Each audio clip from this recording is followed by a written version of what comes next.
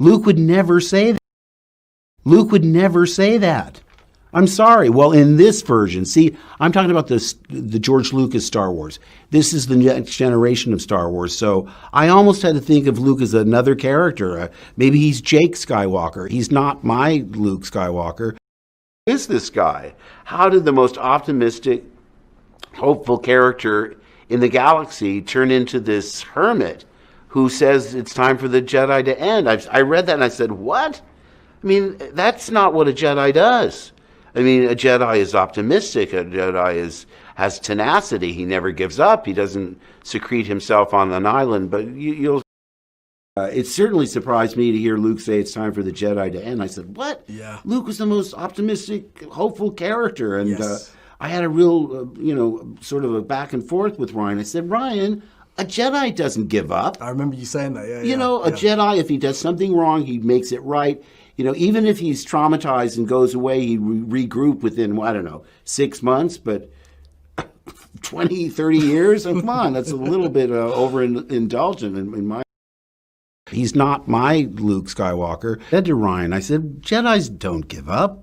I mean, even if he had a problem, he would maybe take a year to try and regroup. But if he made a mistake, he would try and right that wrong. So right there, we had a fundamental difference. Something that George initially set out to do was a kind of 3-act saga with these 3 trilogies. And I think we felt that we should honor and respect that. Liar! Liar! Liar!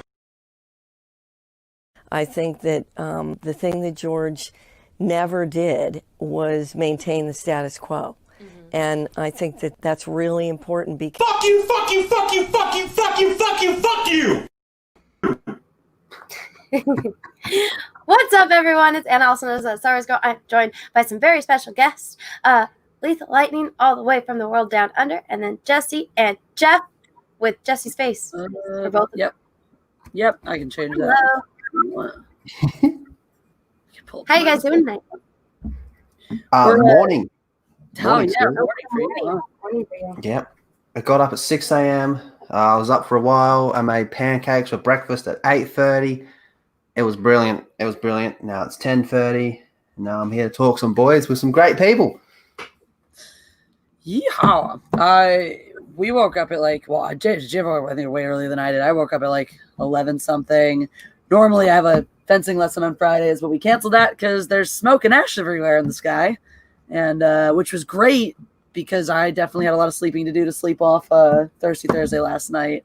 But we did somehow manage. So this, Mary, if you're listening anywhere, she was all like, we're not drunk. We, after that, stayed up, watched The Boys, and still had full recall of it today. So we clearly can hang. Thank you very much. But yeah, so that's me.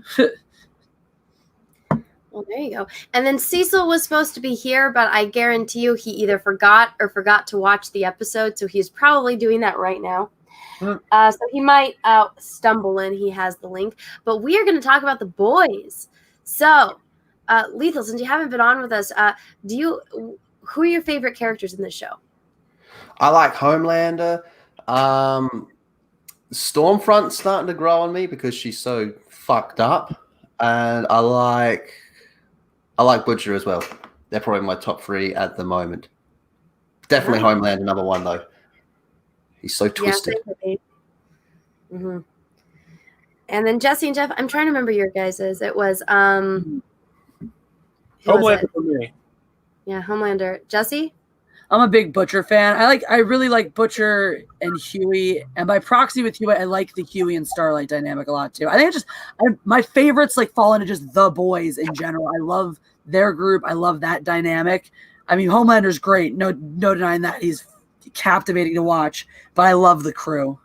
Yeah, the thing is, we're at a point now where I'm not really finding too many characters I dislike, even the lesser characters. Unlike when you have stuff in the MCU where you only focus on the main characters. And yes, there is a smaller world or bigger world out there. The Boys has the ability to make even one-off characters like a Mesmer or the guy who was basically a prostitute that would cut his body parts off and stuff. Like, they're able to do that. So when you ask me the question, who's your favorite character? Of course, I'm going to say Homelander because he's the most interesting.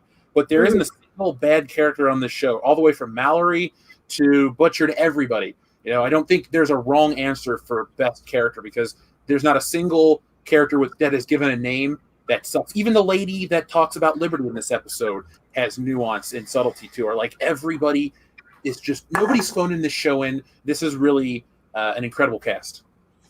Yeah. Oh, were you happy that your suspicions were confirmed with Liberty, Jeff? I was. I don't watch a lot of the stuff looking to say I told you so or anything, but it's nice that I was able to pick up on it. But the thing is, I liked my theory, and I'm kind of like, oh, cool. Let's see where it goes. I want to be proven wrong at some points too. But you know, I would say that was my call though too. Specifically, we had the sort of big theory, and we I think Jeff's 100% right. We still have to be fully revealed that she's one of those, you know, original Nazi experiments. Although definitely going that direction now that we know she's this old school hero. But that's like the second Mallory was like, "Have you ever heard of Liberty?" I'm like, Stormfront right there. But yeah, it was really interesting the way they did that. It's really interesting to me. So much. This episode to me did such a brilliant job of highlighting. Like, this was the one where like the social commentary crept through the most, and it was just as brilliant and subtle and nuanced as all the rest of the show, you know, which makes me happy because it's so easy to stray into that preachy territory, you know, when it comes to any kind of commentary, socio-political commentary.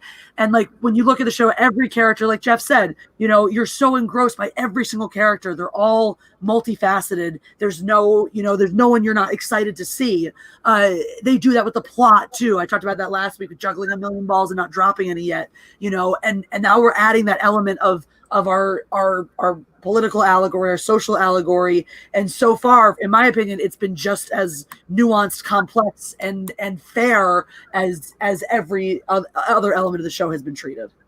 I agree that I always there's always like one point where I think, oh God, they're going to go right over the edge with it, because they do flirt with that type of stuff, but then they bring it around and make it work really well. Like in this one, when they're on that morning show interview or whatever, and she starts bringing up, you know, where's the diversity in the 7? And he's like sitting there like, I just want to laser beam you right now, but yeah, we got a black guy and she's gay, by the way, and you know, that was such a surprising moment. So yeah, I didn't see that coming, him outing Maeve like that. Mm-hmm. That was yeah, that was a great one. That was like one of the funnest surprises. I think Cecil was complaining last week that there weren't enough surprises in the first 3 episodes. Well, this episode kind of fucking made up for it. Well, yeah, I think it was a valid criticism last week because, you know, you want to come in hot. Usually when a TV show does break it up, you know, episode by episode, like they do, they want to stagger the release. They come in hot. The boys didn't really come in too terribly hot. It was one of those weird things where, you know, when a season of a show, you know, picks back up, it's like some indeterminate amount of time. So that it kind of felt like there was this weird lull, and they went right back into it. Where the first episode, yes, of course, it set things up, but it wasn't really a wow factor. It wasn't until the 3rd one did I actually go, all right, the season's just as good, because I was worried it was going to fall into the trap that a lot of these shows do. it was looking like it was for a bit. In my opinion, it was starting to look like it was going to go right off the edge, but they always do a good job of bringing it back. Like, was it episode 2 when they try and push that whole girl power thing, and she's like, we don't even have any pockets. yeah. So that's what I mean. They always kind of managed to bring it back. Yeah, and that was such a great. That to me was one of the, you know, it wasn't as big as I think some of the deliveries we got in this one. That was one of the nice surprises of that of those early episodes. Was they introduced this character and you think she's just going to be part of this SJW narrative, and then she fucking calls him out. You know, it was her character has been the most surprising so far, because it's like they keep every episode we get like a new facet of her. You know. It's and really, especially this one, we learn even more. Yeah. I mean, Anna did hint that, I called it last week, but like there's no, it's not about the gratification being right, just the fact how interesting and compelling it is, and like based off of her voice alone, like shit, that Stormfront, where's this gonna go? Yeah. I'm interested to see how far back it goes, what her origin is. Unlike any of the other characters, Yeah. I need to know her origin like yesterday, because she's being put out front of the world in the show. She's being put out front in our world for the marketing and stuff, and she's this unproven entity. Ooh, so I wonder. Okay, so because I think even somebody in passing mentioned something when we were talking about this, we've now seen a reference to Soldier Boy, so I guess we'll see him in flashbacks because we know Jensen Ackles. Even then I thought like I don't think they're gonna just bring him in for flashbacks. Now we have the precedence though of this Liberty as the what's the fucking called, the Compound V being something that could extend your life. Now we can bring in Soldier Boy as, maybe that'll be a big part of the end of this season. Maybe it'll be the big reveal at the end of the season that we need some bigger guns, so they're gonna bring him pull him out of retirement, or he's gonna show up out of nowhere, to end the season of like, oh shit, who's this guy? And he's gonna be the next major player. That's kind of what I'm hoping for now that we've set up, in this world, we can have a superhero that's, been around for a long, long time, like a, Captain America, something kind of thing like that. Only, well, I mean, we're going to have Jensen Ackles' character be the hero that was around back in the day. Exactly. Which is cool, but it's weird how every company always wants to have a Captain America. Like, there are certain superhero archetypes that The Boys does incredibly well. I mean, clearly, Homelander's an evil Superman, Queen Maeve is Wonder Woman. Like, it's easy to place them, one-to-one. But it's interesting how, like, Marvel doesn't really have a strong Superman equivalent. There is Sentry, there are other characters, but like they all have a I just lost my train of thought. They all have a Captain America, like old world character that represents the old world. And I think that's not even a good old boy. It's because good old boy has a really negative connotation these days. Good old boy comes from the Dukes of Hazzards, that stupid flag stuff, all that stuff. I think good old boy is a bad phrase. I didn't mean it in the new. I meant it like in that, but that like. The good old days, the golden age, sure, the greatest generation. But that's the thing the show is doing so well is ironically, you could call the show 2020 the show because it covers all the problems we have in the world. And so when you bring an old character in, you can compare it to the old world. It's very interesting. Well, one of my questions is, do you think that he'll be this moral black and white character that's missing from the show right now, or do you think he'll be another shade of gray and twisted like everyone else? Another shade of gray and twisted would make him kind of boring. Why is Captain America so interesting in like the book Civil War? Because he believes in something and he sticks with it. You don't have to believe what he believes, but his convictions are there. No hero in the Boys, maybe with the exception of maybe Starlight, has the same conviction because they're all basically modern day celebrities. They're corporate. They're like A-Train is the worst of whatever popular athletes out there in the world. He is a one-to-one to that. Homelander represents so many different things, but nobody on the team has something different to go against because even the Boys don't represent that. And there are so many people in this day and age that are fighting for that kind of those old values, those old traditions. I think to make the world feel richer and more realistic, you got to have somebody that represents that. So I'm hoping they go that way. But if it's a shade of gray and it's still good, I don't care. As long as it's good, that's all I care about. I mean, it's to be Jensen Ackles and he's going to be a superhero, so I'm fucking on board. I mean, he did play Red Robin once, so I mean, who is Jensen Ackles? What? Jensen Ackles is Dean Winchester from Supernatural. He's gorgeous. He's gorgeous man meat. I feel about Jensen Ackles the way you feel about Henry Cavill, Anna. Wow. Let me look up this guy. Voice of Red Hood. Special. Yeah, voice of Red Hood. I misspoke. Yeah, Red Robin, Red Hood. He's special.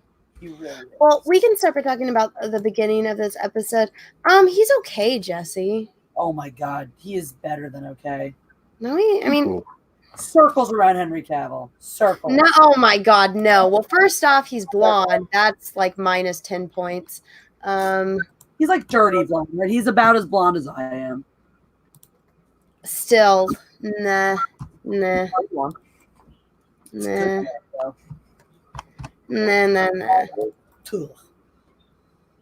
I don't know. I mean, I would say he's just okay, but I mean that's my own opinion. But anyways, back to the show. Okay, what was your guys' favorite part of the episode? It's gotta. Sorry. Go ahead, Lethal Lightning. I was gonna say I liked all the parts of Doppelganger because they were twisted and messed up. Yeah. And I did like when Homelander confronted Stormfront and she just turned around. She's like, all I need is memes and I can make you freak out. That was cool. That part was cool.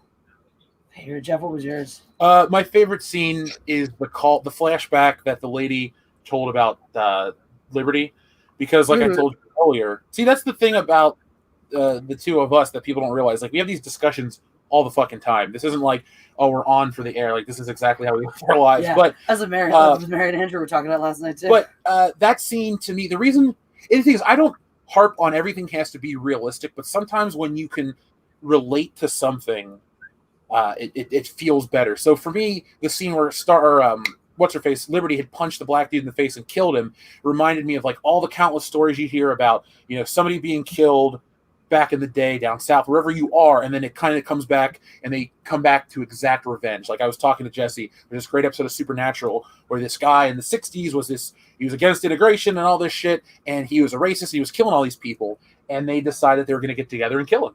And they do, and he comes back as a ghost, and that moment where the people in the past tell about what they did that one fateful night, it reminds me of the flashback in Batman Beyond the movie. I just love that kind of storytelling. So that, for me, was not as great as last week's, piercing the whale, but the couple of minutes where they that story, I was like, this is real shit. What's going on with the Deep, where he's got like that church thing going on for him? They're getting him to he's just in a pick a wife. Scientology.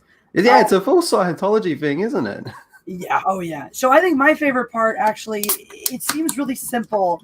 My favorite part was the part when Starlight and Huey start fucking singing the Billy Joel song together, when she jumps in on it, because it was just cute. It was cute, but it was so rich, because it was like the last thing that it was one of those things where it's like the last thing he'd said to Robin was about Billy Joel, like, do not besmirch me with Billy Joel and all this stuff. And it was one of those moments. So I love these moments in movies where the moment where like two characters fall in love and don't realize that's what they just did, or sometimes where they when two characters realize they're meant to be together, even though they don't know how to be. And I think that was their moment of like, where Huey realizes this is his woman, where he's kind of, I think, fully gets over Robin in that moment. It's one of those things, like I've had that with Jeff about a bunch of things where it was like, it wasn't a problem that my last boyfriend's favorite movie is a movie I think is terrible, but it's so much nicer that I'm with somebody whose favorite movie is actually one I can agree is really good, and it's just little things like that, those little moments that build a relationship and make it feel so rich and let you know like that you're with the right person, and it was just cute and reflective of my own life in many ways. So you guys are gross. We know. Gross.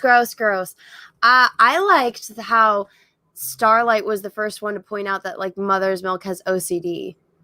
And like, yeah, what's with like this and this and this? And then he was like, what are you talking about? And she's like, how he taps like this before he does this, but when he does this and this and this. And I was like, ooh, like that, the observation. That actually made me want to go back to see, because I'm sure they planted those seeds in season 2, and I can even think of some moments that hearing that made me want to go back to season 1 and see if they planted that seed then, or if this is a new thing that just coming about for season 2. So I love little things like that. I'm like, ooh, I wonder if this was something they were setting up for all along. Mm-hmm. I love little details like that. I thought that was really cool. I just wish Mother's Milk would have eventually sang with him when you mentioned your favorite scene. Yeah. I mean, yeah, it would have been cute. I get it for character development. You don't want to make the show a Marvel property.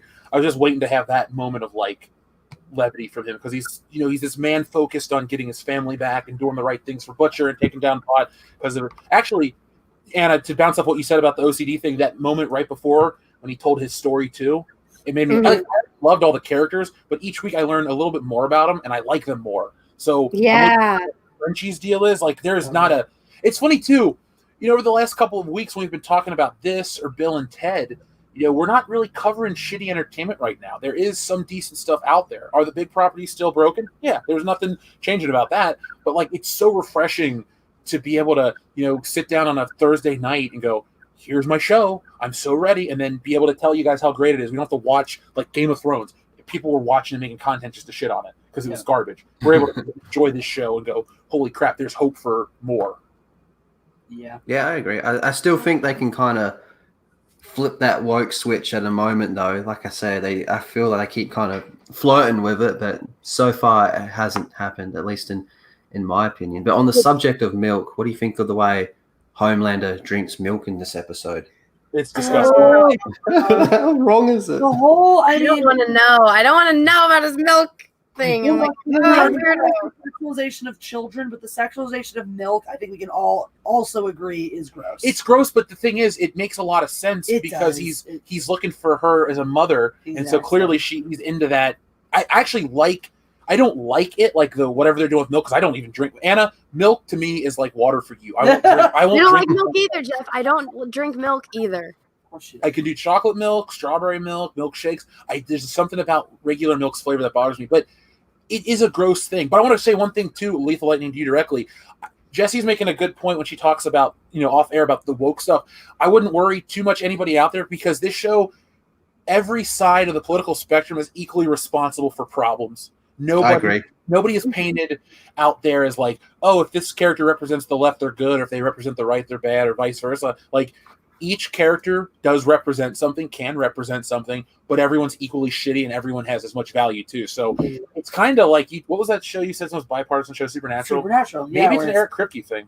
Maybe. I wonder if that is, because that's the Eric produced Supernatural. Supernatural was hailed as the most bipartisan show. They did, they always doing market research on things and figuring out what appeals to which demographics. So they found that the values, when they looked into that, they found the values that people from the right are important to them when they're looking for a show versus people on the left were represented across the board in that. And I feel like The Boys is really the same kind of thing where it's like they represent everyone's. I almost feel like The Boys is the show for us, for the people, the rational ones, not the people on the fringes, not the extremists, the most of us who are in the middle here saying, you guys are wrong and you guys are wrong. The regular ones of us see how the extremism is messed up and damaging and just want it to go back to being normal. And so that's why I think, like, when you watch Homelander and Stormfront, it's not that Homelander's the evil alt-right guy and Stormfront's the evil SJW.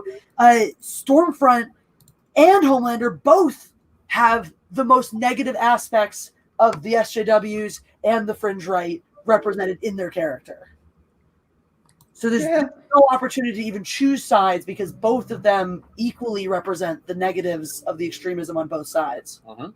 Yeah, they're both douchey. I mean, like, obviously Stormfront's a Nat C that you can't see on YouTube, so she can't exactly be a hero. Nope. And then you got Homelander, it's just a complete psychopath. So, they're all douchebags. That's kind of what I like about the show. Like, there's the only person that I think is an actual decent human being is Huey and Starlight. Yeah. Everyone else is a bit of an asshole in their own way. Is Huey as decent as we'd like to paint him out since he's our POV character? I mean, the shit he did. Look, when Homelander is able to read Starlight in the elevator about when she's telling the truth, and she says all those things about hating him and stuff. Yeah, I mean, he's done some really crappy stuff, but he's the hero of the story, but he's not necessarily like Butcher has done terrible things. I was thinking about that actually when you were talking about, like, when you mentioned Starlight, she's our only one who maybe is this moral black and white one. I was thinking, yeah, you're right. I thought, what about Huey? And I thought, no, he's struggling to be. Huey's kind of like this anti-hero thing where he's struggling to be okay enough, like stay on the side where he's not damned to hell, but still, okay enough. But Starlight really is the only moral centerpiece. I think you're 100% right, Jeff. I just feel like Huey hasn't broken bad. You know what I mean? He's just kind of trying his best. He just keeps finding himself in all these messed up situations. I don't think Huey is on the super bad evil side of things, but I don't think he is as straight and narrow with the morality as Starlight. But yeah, that's one thing I wanted to say about the whole thing is, like, I think the commentary that's being made with Stormfront and Homelander and Vought and all that is this one of the same ones I've been making since the SJWs first started emerging, about a decade ago, which is you look at these extremists and you don't have to separate the ideology anymore because the methodology is exactly the same.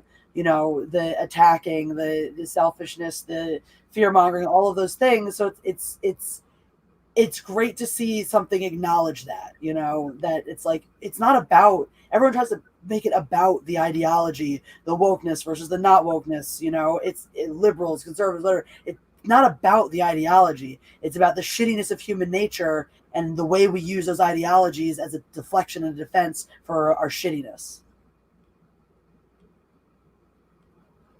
Yeah, that's fair. That's fair call. I'd agree with most of that, yeah. I just feel like Huey, everyone else has got like this, he just doesn't have like this bad attitude where he just wants to cause damage like Billy does or whatever. And then I was just thinking before, like even Starlight, she's done some pretty douchey things, like blackmailing that amputation prostitute dude was a bit rough. That was. But then again, like everything that Starlight does is bad. It's because, well, I mean, I wouldn't say Huey put her up to it, but he's just like, we need to get this. And so she realizes like, this is like the only way that I can get, like I can achieve what I want. I think she's always very backed into a corner when she does these things. It's not, she doesn't do them because she only does the things that are morally questionable when she really feels she doesn't have another choice. Mm-hmm. Yeah. Yeah, and he did kind of like when he took her out on that road trip, you know, that was just to kind of keep her safe from Homelander and cheer her up a little as well. So that was a good guy move. And because he wanted to spend time with her. Yeah, he wanted to sleep with her, which I'm really glad they had that. I'm really glad they had that time together because it's like it's been such a heartache, you know, watching the season so far, rooting for them and wanting them to be together and seeing them forced apart. So it was nice. It was a gratifying thing for me as someone rooting for them, you know, to see them get to have that time together. Now, were you guys afraid for her when Homelander did the thing? Oh, I was fucking terrified for her because I was like, this show had that early Game of Thrones thing where it's like no one is safe. Anyone could die at any moment. I really feel that with, you know, with the way they've done Homelander, is like none of my characters are safe at any point. Yeah. Oh shit! What was the last point you made a second ago? No one's safe. It's like Game of Thrones. To have that time together. Oh, one thing I actually didn't like that moment because I thought it's the problem I have with a lot of stuff. The will they, won't they, this and that. Like, it's pretty inevitable they're going to end up back together.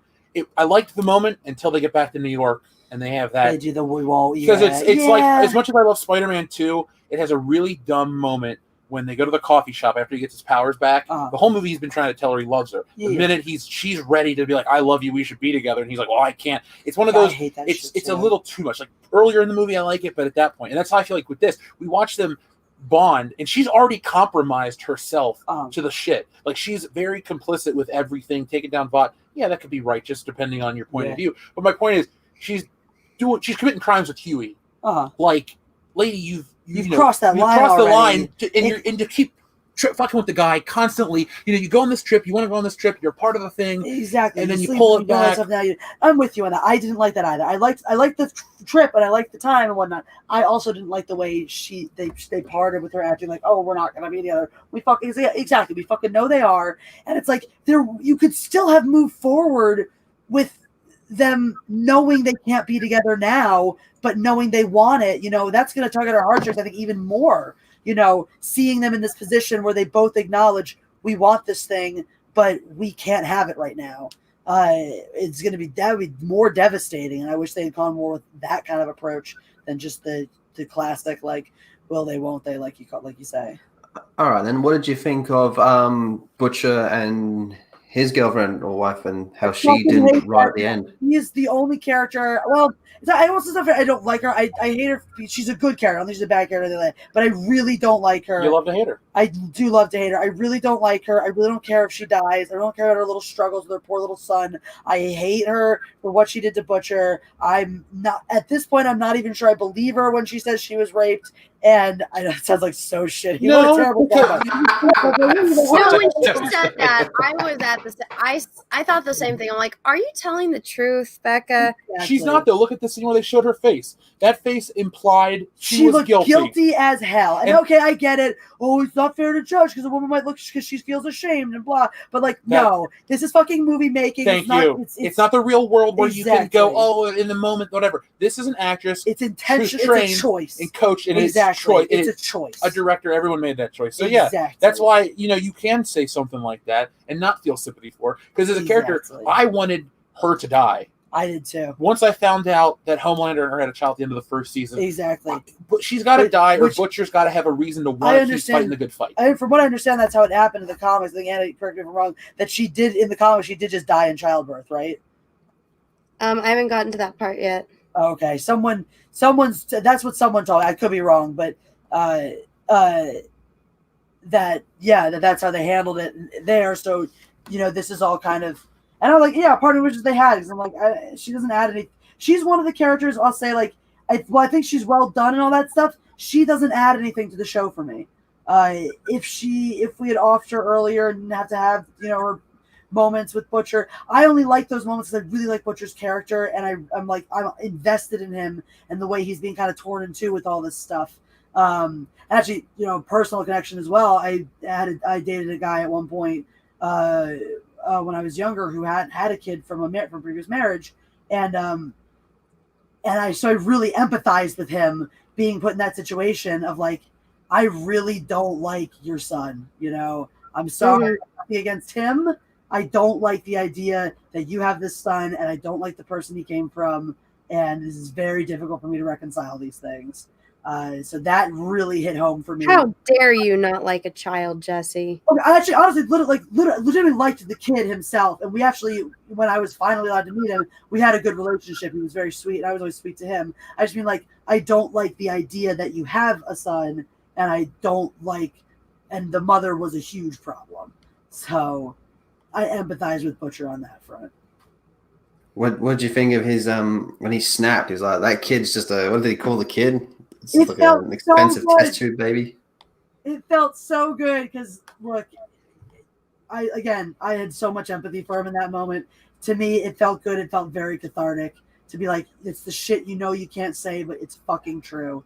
And it's like one of those the truth hurts moments. But goddamn, it was. Well, she kind of had that moment as well. She's like, well, you're gonna kill this kid eventually, and he's like, yeah. I thought that was really fucked up because I don't think that's true. I think that was really harsh.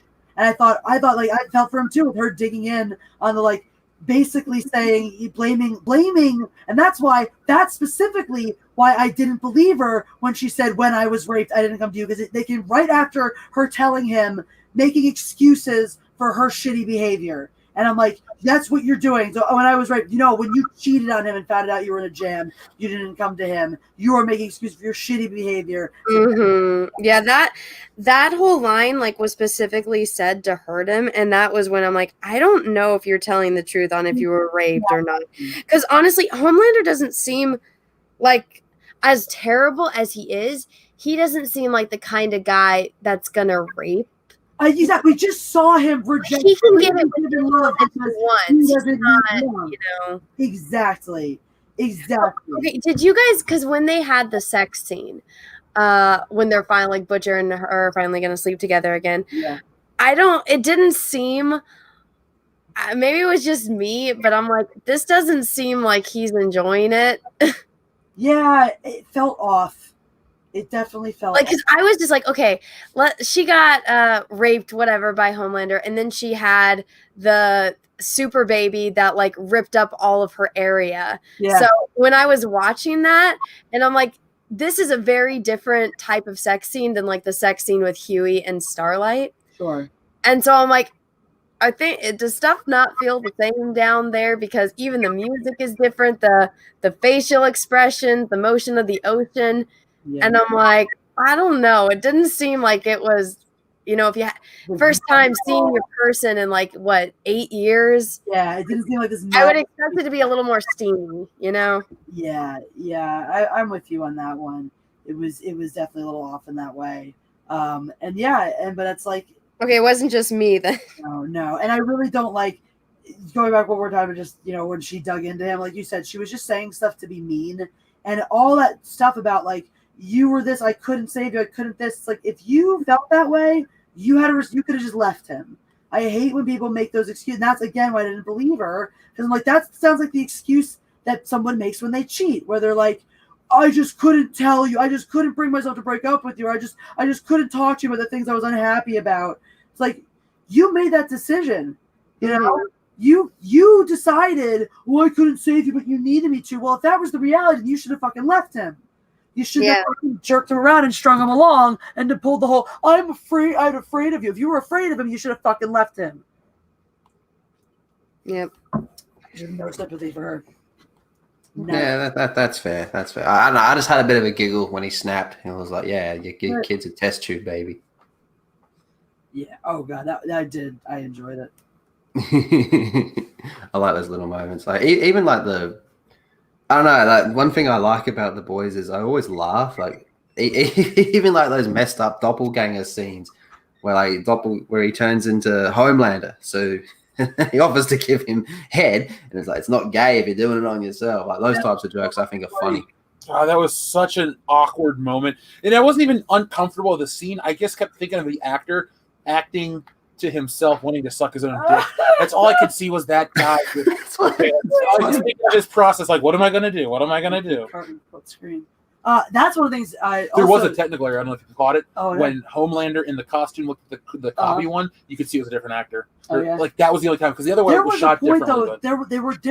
They weren't the same height. No. That's something I noticed. That bothered me. I was like, why aren't they the same height? Maybe he can't change his height that much. Because remember, we only saw him do Elizabeth Shue and that old senator. True. So we haven't seen too many different. Maybe that's the problem. So one of the things, what was I say? That was one of the things that Jeff called right immediately too. Was that with the like as soon as they that it was the transforming. What's his name officially? Oh, I didn't even see that coming at all. I was like, what the heck? What's going on? Right away, he was like, it's not. Well, because it was if you looked at Elizabeth Shue's face, yeah, it wasn't like. Put like this. In a dream sequence for a guy like Homelander, I would assume it would be a little more epic than walking up a flight of stairs. Yeah. Yeah. One, I first thought to myself, why is he walking? Why wouldn't he land on the front porch? And then I thought, probably technical issues. But no, if you pay a close attention to her face right in the very beginning, you can see how uncomfortable. And I thought to myself, too, if it's a fantasy, why wouldn't you want to fantasize about the person that you want to be with? Be happy. So your fantasy, like, if I'm going to dream about some woman that I've, Alexandra Daddario, I'm not going to imagine her being pissed off. I don't know. I could see Homelander wanting a fantasy where she's reluctant but has to do it anyway. See, at first I thought it was like a flashback. I thought it was like some sort of what's going on, and then it's like obviously not. And so I was like, I don't know. I was thought it was sort of like a simulation, like augmented reality kind of thing. I like it when he snapped on him. It's like, turn the fuck back. I like how you refused to look at him, too. Oh, it was so so quick. He's like, fuck, change the fuck back. He can never allow himself to see that. Illusion.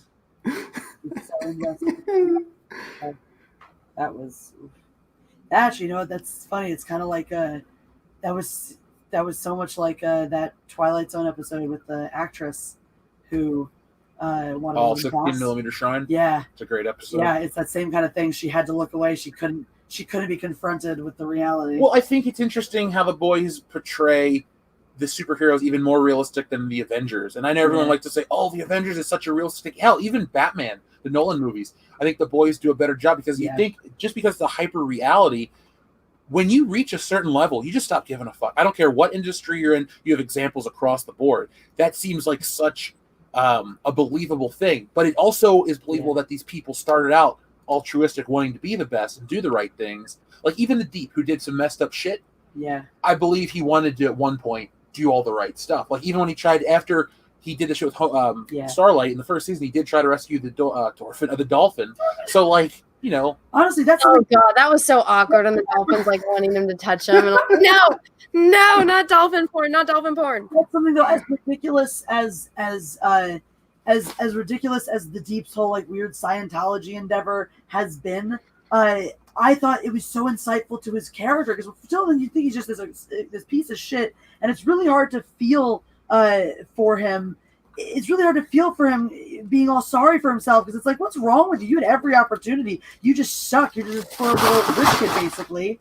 And then when you find out, the self-loathing with the gills, that, as annoying as Patton Oswalt is, that detail, you realize, oh, this is a tragic hero story. This is the Killmonger bad guy who it's like, it's not an excuse for what you did and you're still accountable for your actions, but now I understand how you became the person you are. You're not just some piece of shit. There's a level of sympathy there now, like your self-loathing turned you into this monster, And that's like really, in some ways, as absurd as his, Scientology story is, and as absurd as some of his moments have been with the whale and the dolphins and all the stuff, like, and as much as he's treated as a joke, in some ways his journey is one of the most real and accessible because like everyone has their demons like that, And he keeps getting shot down no matter where he goes. Like after he comes to term with his gills, Homelander just looks at him and says, "That's fucking disgusting. Cover it up." Exactly. Oh, I would say your blonde hair is disgusting. Cover it up, Homelander. And then he would kill him. Yeah, you are such a bigoted person. It's hilarious. Like you're not racist at all. You have I'm not. I'm just teasing. You are so bigoted over the most like arbitrary things. I'm just joking. I've had a blonde mother my whole life. It's always the blonde jokes because that's what gets the biggest reaction from my mom. That's why it's like I know you're not serious about it, but it's just like it's so funny how you have these like certain things and you're so like arbitrarily prejudiced about them, like, virulently. That's what's the best part about it. It's not just like I don't like this. It's like this thing needs to be eradicated from humanity. I'm fine with some blondes. I just like with that, like that would be immediately what my sarcastic ass would say back to him, and then he would just kill me. Yeah. Well, exactly. No, because Kevin Costner's a blonde, and oh my god, holy moly, Kevin Costner. Really? Like, yeah. Waterworld? Did you not watch The Bodyguard? Did you not watch The Bodyguard? Enough hair for me. Huh? He's just never had enough hair for me. Oh, he looks great with all the hair that he has. Okay. I know. So what did you guys think about what happened with Frenchie and then the girl? Oh my god, touched my heart, melted my fucking heart. That storyline, that's like, for as fucked up as both of those characters are, those are two of the characters who, like, we don't even know Frenchie's past yet, but he definitely has a dark present, and we know she has a very dark past. But like, so for two of the darkest characters in the show, their relationship is like the purest and most innocent thing, and I fucking love it. Yeah, cocaine's a hell of a drug, isn't it? Yep, but I ship them. I hardcore ship them. Yeah, I liked how it all played out at the end. How he saved her because she was gonna get her head smashed in if she. I know. I was like, someone's got to stop her. What's going to happen? She can't do this. We can't lose Kimiko. No. And then it was when he showed up. I also loved like that relationship he has with that chick where like she basically just played therapist to him and like wasn't, it's funny because like you see those in the real world with people like that, like grungier people who like don't play by your normal. That's like a very Point Break thing, like with that's exactly what it reminded me of, like Point Break, where when Bodhi recognizes that Tyler, like he's got his fling with Tyler and they hook up and like she's his woman, but he like totally recognizes and in that like very like Zen surfer dude way is like chill with being like, nah, you guys have a real like a special connection. How she did that thing as the girl, as like, yeah, I've been your girl, but she's like, you feel for this one. It was like, it was cute. I don't know. That girl has never let them down the whole show. Right. Every single time they've came to her or Frenchie's gone to her, she's always pulled through, no matter how quick it is. Torched an entire apartment on minutes' notice. Like, yeah, she's a fucking anchor. She's the one that's on standby, ready to go. She needs more screen time, I reckon. I like her. I do too. I wouldn't mind seeing her. I like the amount we got because I think it adds a little bit of mystery. If there's anything I don't want to know or any character I'm not interested in, okay, like this. I want to know a little bit why Frenchie doesn't like Vought, but I don't want to know too much about his time in France. Like, I never want to see a younger version of him or why he does drugs. It's like Indiana Jones or James Bond. I don't need to know why they're a certain way. I just kind of, like, for something about him, because he's got this random mystery woman and this and that and all this stuff. There's just so many elements that I think it's more fun to watch and go, it makes sense. I wonder how they got there instead of, getting it. It's like, you don't want to see how the sausage is made. Yeah. That's funny because I used to be a butcher, so I used to make a lot of sausages. People knows, even though the one in his pants ain't all that impressive, he still knows a lot about sausages. Whoa. I have a certificate to prove it. I got to keep the animosity high. I need Lethal to be inspired when we do our fight. I need to remember on it. When sausage talk's always a good blood rush. Oh yeah. Basically, I want him to feel really amped up and like to the point where he convinces himself he has a chance before I pound him into the dirt. False hope. I've gotten 26. I've nearly made 26 years on this earth with false hope. You know what? I've got almost 4 more than you. Whoa, that's a lot of false hope. Uh-huh. Can you hang? Oh my goodness. We'll find out. Jesse Fest, Australia, year to be determined. Depending on restrictions. Were you guys kind of disappointed that like Stormfront, aside from the scene at the end, didn't really get more in this? She's an interesting character, and I like the stuff about her, but I don't need to see her that much. I think she's very like obnoxious and in your face. So like the amount we get of her is fine with me. I don't need to be saturated with Stormfront. Yeah, I think you'd want to in an episode where you learn more about her past. I think it would be too, unless she's the main focus of the episode, because they're trying to tell that cult story with the Deep. And it was so we're like, what is that? What is that? Not until the end did we realize what it was. I think there were too many threads going on, Anna, in this episode for them to tell the past and then show her again and then show everyone else. I think they can give her a whole episode to herself and her past, or they got to just find a better way to balance. Yeah. That was something I called. It took me a few until the last one, but for some reason, as soon as they showed the last interview, I was like, oh, this has to do with the Deep. I don't know why, but it was just like, boom, flare went off, and I was like, yep, that's what we've been missing this episode. That's what's up here. See, at first I was like, what on earth are they doing? And then I was like, when Homelander did the whole reveal and he told everyone Maeve was a lesbian, I was like, oh my God, are they going to make her go to like a rehabilitation thing like the Deep? And then I was like, is she going to run into the Deep there? And then they're going to cross paths because they're both being like rehabilitated. But then at the same time, I was like, no, why would they rehabilitate her? Because they're trying to promote her now. Like, oh, this is our gay person on the 7. Dude, so now I suddenly really want to see a parody movie, a Queen Maeve version of But I'm a Cheerleader. That movie was terrible. That movie was amazing. I don't even know what that movie is. Oh, my God. They convinced her she's gay at the end of it. It's a gay camp. No, what? No, she's gay the whole time. Okay, she's denying it the whole time. Then at the end, she comes up. I'm a cheerleader. Yeah. Yeah, it's about a girl who gets sent to a gay rehab camp, and she won't admit that she's gay, and then she falls for a chick there, and it's so fucking cute. It's what's her face, Natasha Lyonne. I don't know who that is. It's she's on Orange Is the New Black. She was in American Pie. She's on Orange Is the New Black. She's the she's the one who was like Red's daughter, but like Red helped her get clean, and then Red cast her aside when she got when she started using again, and she had like what's her character name? She was the one that got like new teeth. What? The one that got new teeth? No, not Pensataki. No, she was the one that I'm pretty sure somebody fucked her. She was like casually fucking. She was, I think, with the one that was fucking Alex when Alex came back in at first. She's got the frizzy curly hair and she has the really, really dark black makeup on. Oh, her. Yeah, I can't remember what her name is. She had that like tweaker look to her though. And she's kind of got like a raspy voice. Yes, yeah, her. That's Natasha Lyonne.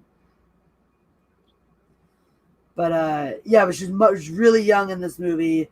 It's so fucking funny because it's really like absurd and silly, and it has a very like weird 90s aesthetic to it.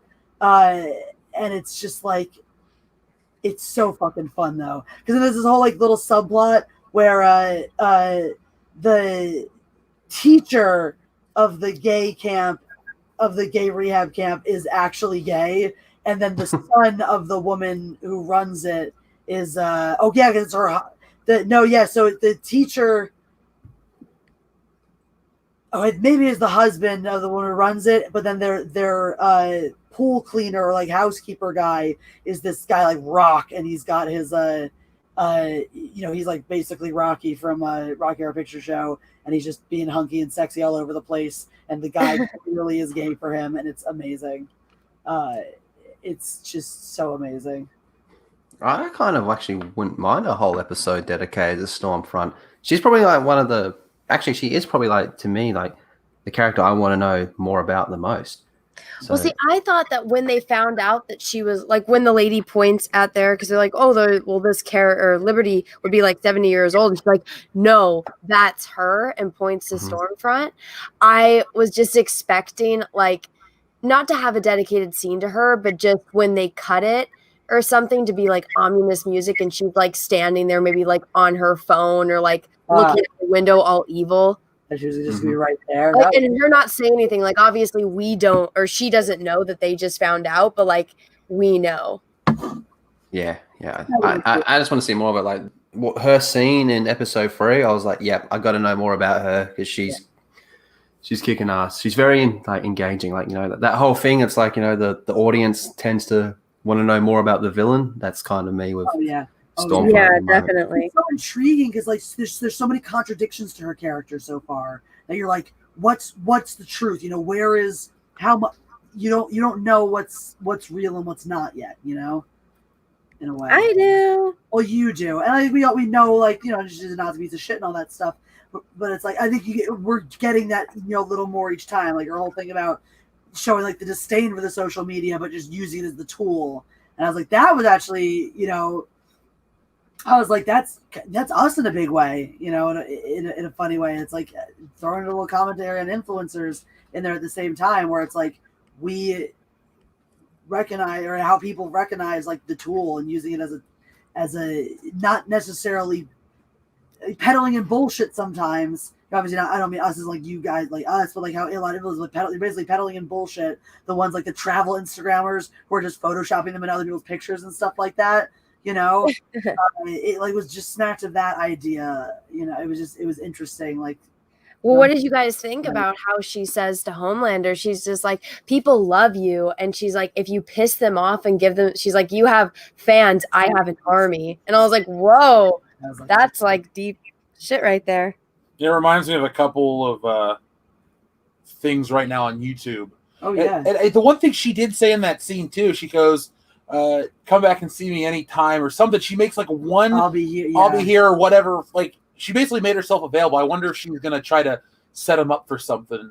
Yeah. Or if he's gonna just fall, you know, into a trap or you have a different theory, so I think at the end of the episode. So what I was thinking before that though was something like I think she wants to bring him into a thing where he understands that they're on the same side, but they're gonna act like they're not. They're gonna play enemy. Okay. You know, they're gonna have it. It's basically a false feud to control the match. Because she even says the thing about one person can't be loved by everybody anymore. And I was like, that to me, that's her play. Is she wants to convince him they're on the same side. They're rooting for they want to accomplish the same goals, which is really what I think about what the whole political theater is right now. I think it's, you know, just corporate interests who all do want the same things. So you have politicians in your pocket who are Democrats, you have ones who are Republicans, and you play them like puppets against each other to keep everyone fighting at odds and not paying attention to what you're actually doing to, you know, consolidate your own power. And I'm like, that's what that's who she is and what she's doing right now. She's like, I'm going to play this person, you're going to play that person. Secretly, we're both piece of shit, you know, self-entitled Nazi assholes. But everyone's going to think we're these wonderful, glorious things. But now at the end of the episode, we get this interesting swell of music as Homelander's staring at a corpse of himself, which I think he's going to use to publicly fake his death. And at first I thought, he'll publicly fake his death to be able to just go maverick, go totally rogue and do whatever the hell he wants. But now I'm thinking, I think he's going to publicly fake his death so he can pull a messianic return and show up at the opportune moment to bring back the goodwill to his side. Jeff thinks he's going to pet the boy. You said he needed to pet the boys and her. I think he's going to go away. Yeah. And then I think what'll happen is basically Stormfront will become target number one for the boys because they'll find out that she intentionally killed all those people in the project. She killed Kimiko's brother, and they'll have a reason to want to take her down. Mallory will have something. Anyway, long story short, it'll be I think there'll be some sort of public altercation with Stormfront and the boys, and I think Homelander will return. Because whatever Stormfront does in that altercation, she will prove herself to be the bad guy. Like, the boys will be able to prove that she's secretly Liberty and all this stuff. And the truth will come out, and she'll have this moment where, like, she freaks out and starts, lashing out at everybody. Then she tries to start killing or starts killing and tries to get to one of the boys or something, or Kimiko. And I think Homelander will come in and save the day, basically gain face with the world, because you say that you can't be loved by everybody. Yeah. I think he's going to go away and try to find a way to be loved by everybody because he needs that. That's what his shit with Elizabeth Shue's character is about. He needs somebody to be loved. He needs a mother. He needs somebody. Now he's going to find a way. I mean, you save people from murder on live TV. Everybody's going to love you. You're a hero to everybody. He gets his moment, and she gets out of the seventh. I actually like that. I think maybe they'll go for a shorter play, though. And this is his pitch, a shorter, 3-day Jesus messianic return as his solidifying his base, radicalizing his base, basically. Figure out this is his response. He's not going to play her game because that was her invitation. Anytime you want to learn more about the social media game, come find me. Basically, I'll teach you the tricks. We can play this game with each other. And his whole thing is, I'm not going to play your game by your rules. I'll take your advice about soldiers, not fans. I'll radicalize my base. And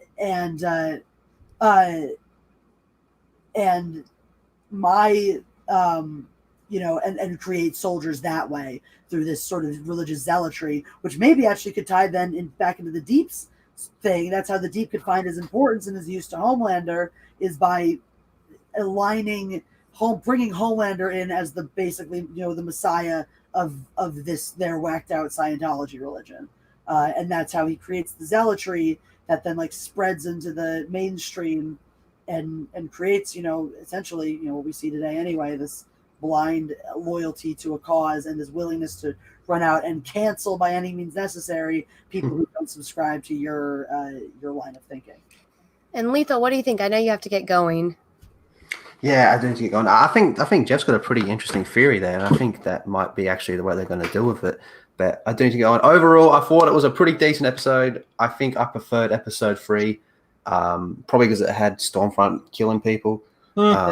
It was incredible for the action, dude. I think episode 3 is the best episode so far. That'd be the best. But I will say this was probably the funniest episode of the season so far. And like I said, I do get actually quite a bit of comedic value out of the boys. So this is probably the funniest one for me. But I heard that episode 5 is actually going to be Stormfront heavy. So I'm looking forward to seeing that.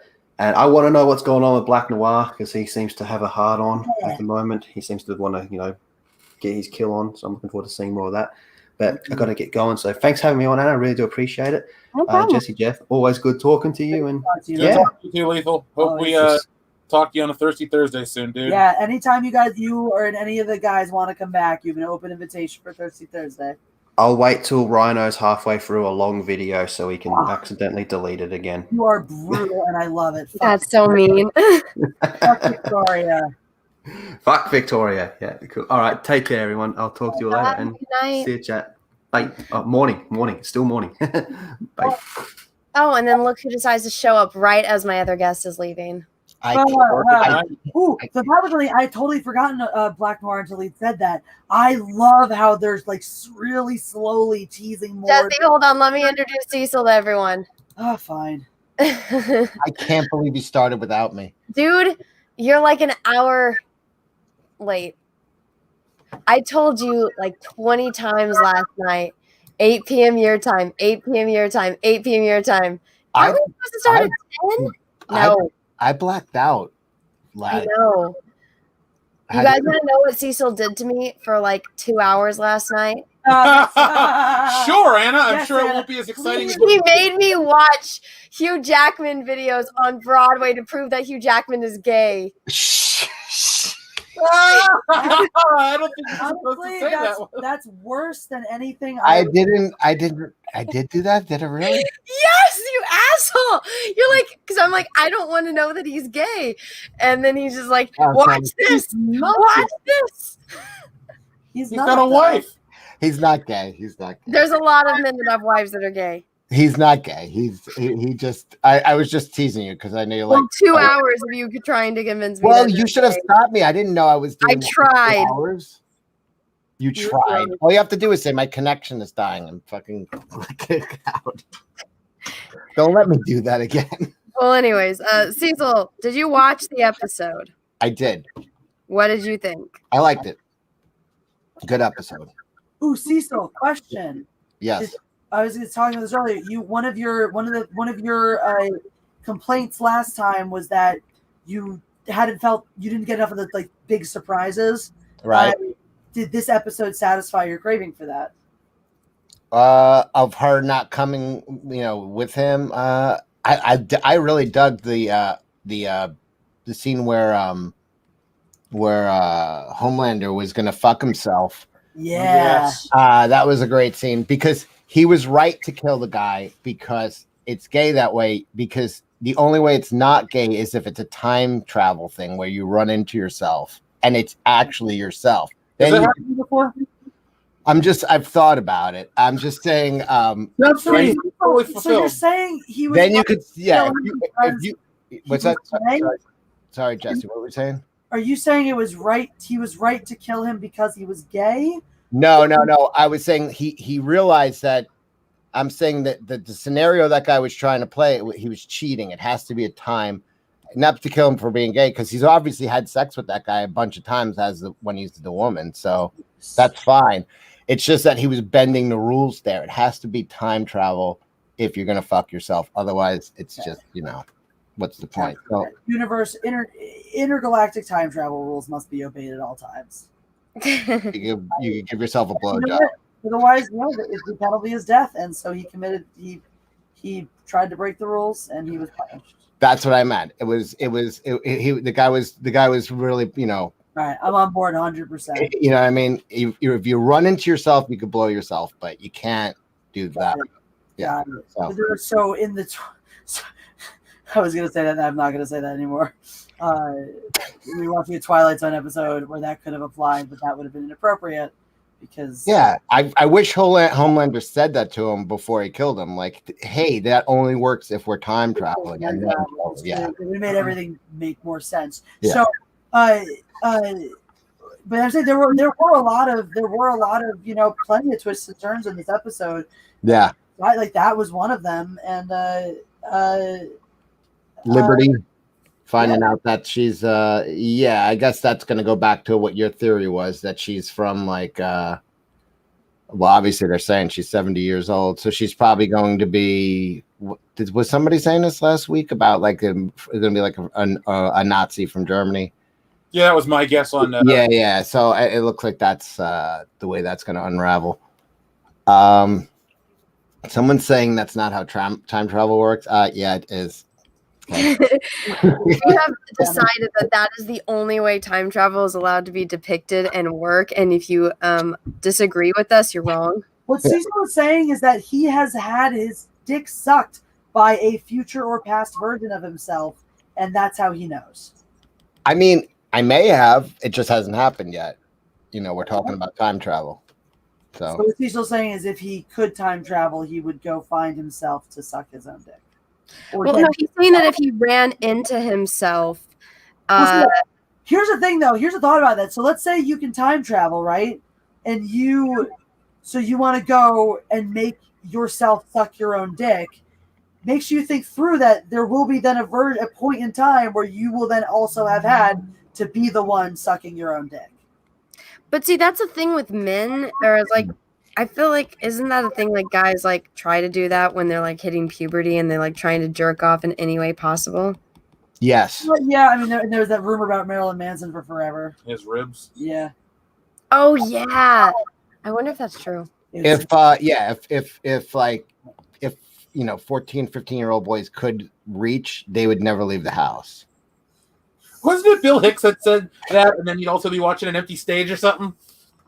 Is that what they say? I think Bill Hicks' joke was, if men could suck their own dick, it would just be ladies in the crowd, and you'd be watching an empty stage right now. So. Yeah, pretty much. Yeah, I don't know how we got on this. This is really a distasteful subject. I'm sorry you brought it up, Jesse. Yeah. Cecil, thank you for being the moral center that we need right now. How did I bring it up? I don't know. I did. Oh, bullshit. I'm calling bullshit. Anyway, I did that. I also like that when the dude went to his real form, he's kind of just like a gross dude. Yeah. But that kind of bugged me out when he was with her. I'm like, what the fuck is going on here? That was cool. The Liberty thing was cool. Him trying to get her out of there and her turning him down. Yeah, because she knows he's gonna kill the kid. I think. Oh, Becca. Yeah, I think Butcher was gonna if they got out of there with the kid, he was definitely gonna kill the kid. I think she's right. Do you think that she got raped or no? Do you think she's lying? I think she's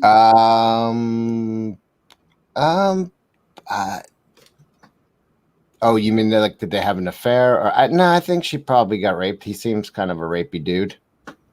I don't know. I feel like we were saying, because we were talking about how much he needs that love, though. That would he really want it from someone? Because that's like the moment he felt. If you go back to season 1, the moment he felt good about killing Madeline was when she admitted she was afraid of him. That's when he didn't need her anymore because he wanted that love freely given, and it ruined it. That fear ruined it, soured the milk, so to speak. And so I think that's. Well, the other chick doesn't, like him at all, and she doesn't pretend. Yeah, but she's not afraid of him. Like she's standing up to him, which he likes. But also notice though, she's not afraid of him anymore. But he's also not really trying to be sexual with her. He's trying to be daddy, and all that, and you're the mom and whatnot. Let's play house and mom and dad. But he's not hitting on her. He's not trying to be sexual with her. So I think that's true. Like that's, and then so when she shows someone, she shows that she's afraid of him and stuff like that, because she is still a point. She's afraid of him she's afraid for the kid. And when she shows that he's super disdainful of that.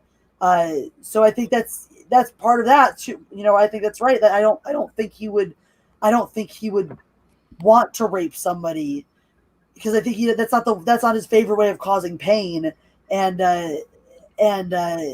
he wouldn't want that kind of love. Well, even when we get the flashback when they're at the Christmas party, and he's like, "Oh, you're the one that's head of social media. You're doing a great job," and she's like, all like, "Oh, she's totally starstruck by him." Butcher even looks a little uncomfortable how moony-eyed she is. Mm-hmm. Yeah, well, yeah, of course, but I mean, it's fucking Superman. She just met Superman. I know. And so she would totally go and bang Superman if she got the chance, like the way that you make excuses for he yourself. was Henry Cavill, You can't talk to Butcher. yeah, that was her Henry Cavill. She's gonna go bang Superman. I don't know. Chat, everyone put a 1 if you think she got raped, and 2 if you just think she cheated. What did you think? You think he raped her? I'm going with she cheated on him. I'm going with cheated. That look on her face, that's a guilty woman. Cheated. Well, even when they showed the evidence, I'm like, I don't think he raped her. I want to believe that, but it doesn't make sense as to, because even he's just like, I would never rape her. He's like, she totally wanted it, dude. Yeah. I don't know. I never got the vibes. Okay, I see some 1s. So some of you guys are being hopeful for her. I don't know. I think she cheated. 7s, come on, guys. That's not the right number. I think she would have admitted it after he came back and said, No, because I think that she still wants to have that crutch of that she does have an out with him. If something does happen to the kid, she has that escape. And so she doesn't want to burn that bridge because she knows if anyone can get her out of that situation, it's Butcher. Yeah. I don't see how they were gonna ever get her. Like she's got to be chipped too. Then don't they chip all the? They were saying they chip all the super. Also, I don't understand why Homelander doesn't just follow Starlight and just murder Yui. Yeah. Like they're gonna get killed. They're not that careful. They're not. Like, They're having like meetings in Central Park. I'm like, what are you doing? yeah, they're out in the street. It's like she's got billboards of her everywhere. Somebody's gonna recognize her. I mean, you know, she's just a blonde chick walking on a block. So people are gonna look anyway. Yeah. And you know, I mean, it's just hard to picture nobody recognizing her. Yeah. And it's like she's pretty too, so you wouldn't expect like somebody to like just turn a blind eye to her, especially like in New York and she's walking past like posters of herself and nobody stops and like just to even like casually check her out and then realize, oh my God, that's the chick that's all over TV. She would be getting checked out just being a normal girl. Exactly. Just being a normal girl, she'd be getting checked out all the time. So exactly. And then like she doesn't have like a wig she can wear or like, you know, put on sunglasses, like the typical Marvel where they put the sunglasses with the hood. Maybe we're expected to believe that because now her public image is always in the wig, you know, and she looks totally different in her public image. So maybe we're supposed to believe that, oh, regular girl Starlight is still enough of a disguise because. I mean, it worked for Clark Kent, so. Yeah, perfect, exactly. That's true. There is this one video of Henry Cavill, and he's like, I wanted to prove to people that nobody, like if I just wore glasses, like nobody would recognize me. And so he went to freaking Times Square with some of his friends and stood there for hours. And he had the Superman t-shirt on and like just the Clark Kent glasses.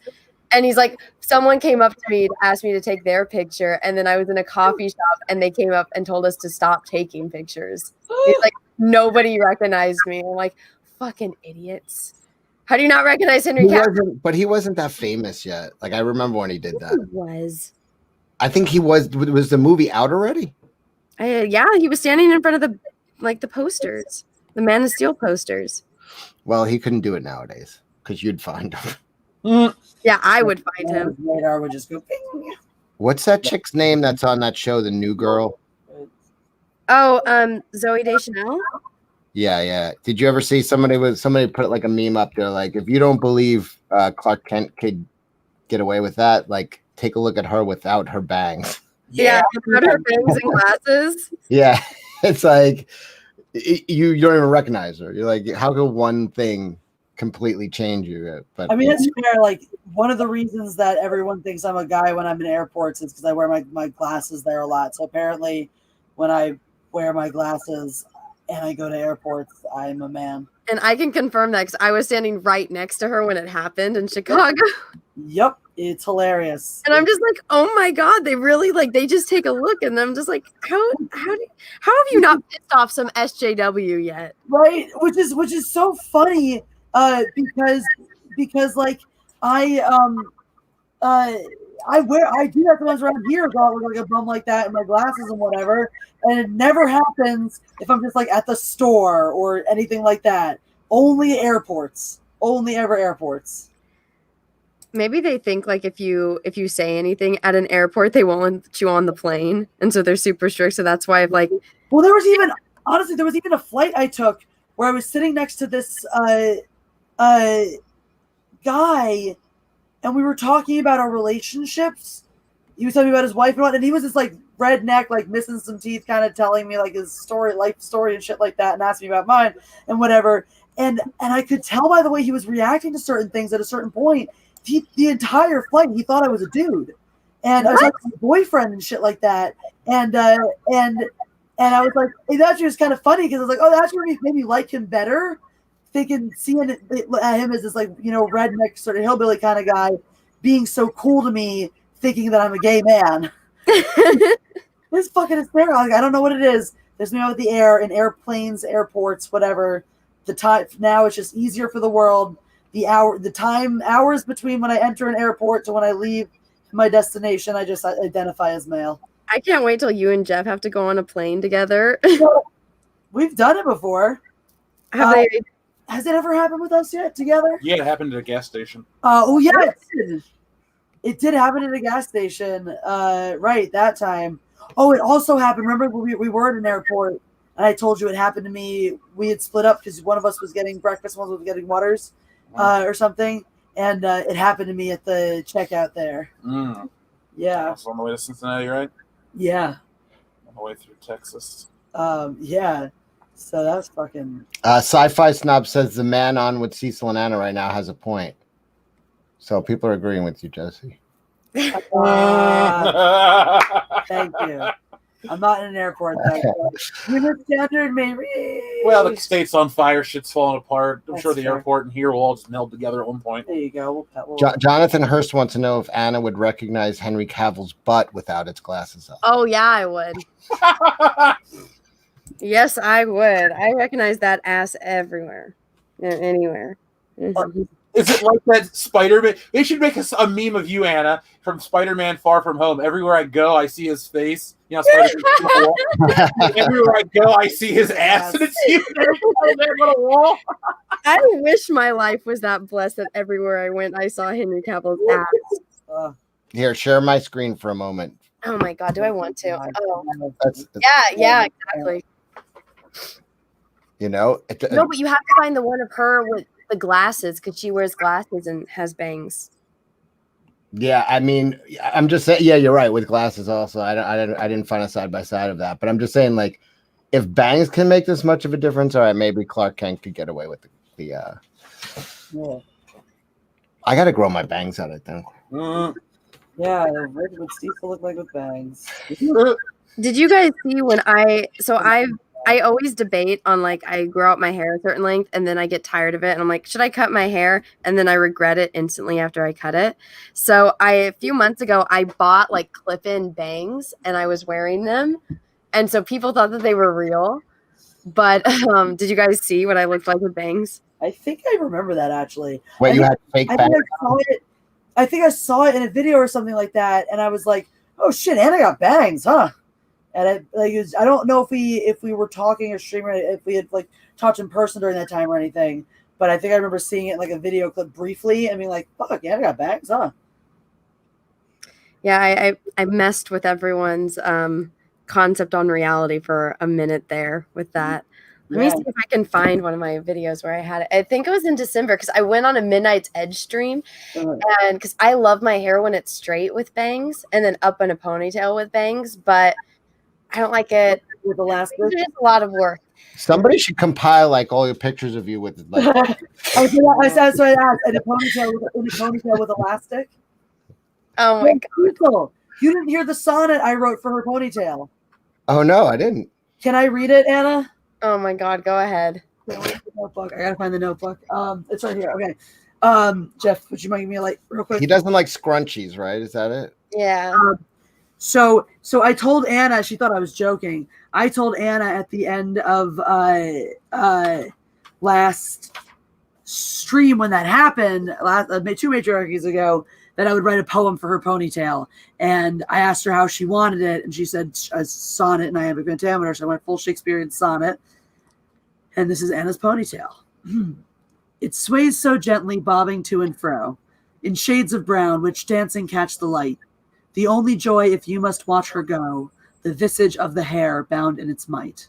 A plain elastic binds it in a bunch that cascades gently halfway down her back. You'd take this girl out for the finest lunch, though if you told her why, you'd get a whack.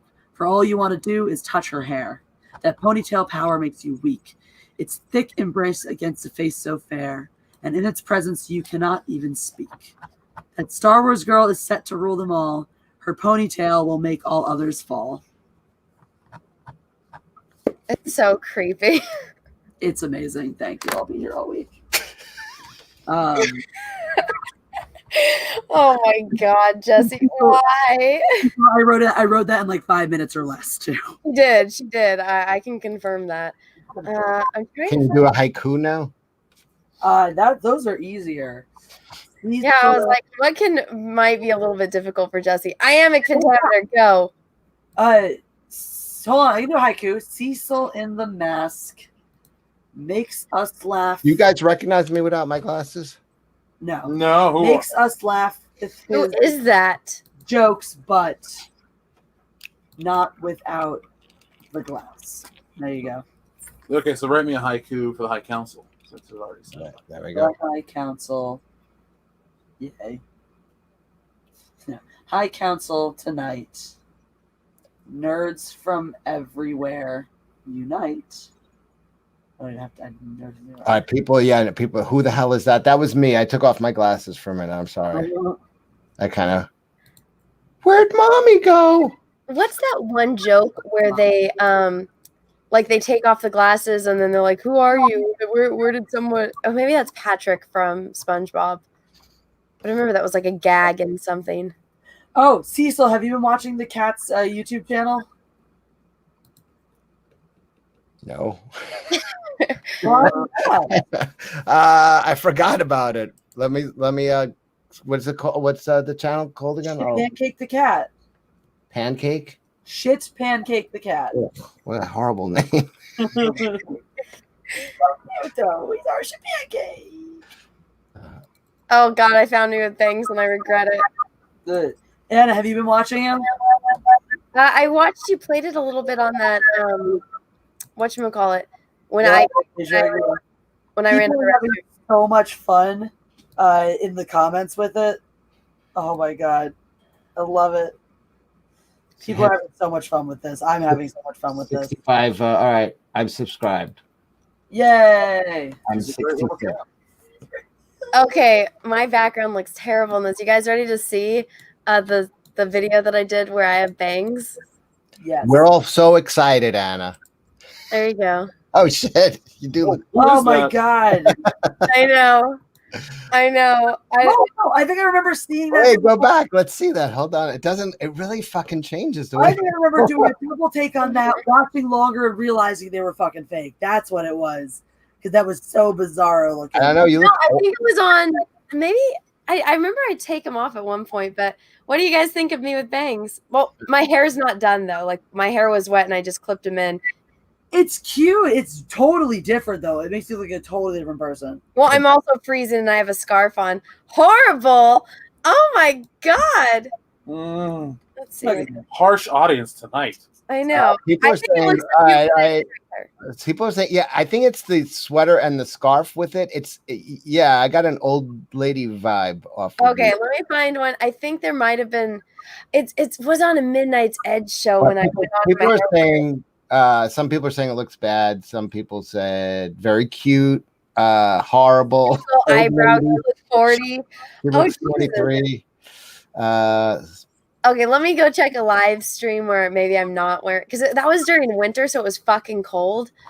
I'm all bundled up, but bag lady, oh my God, people do not like the bangs.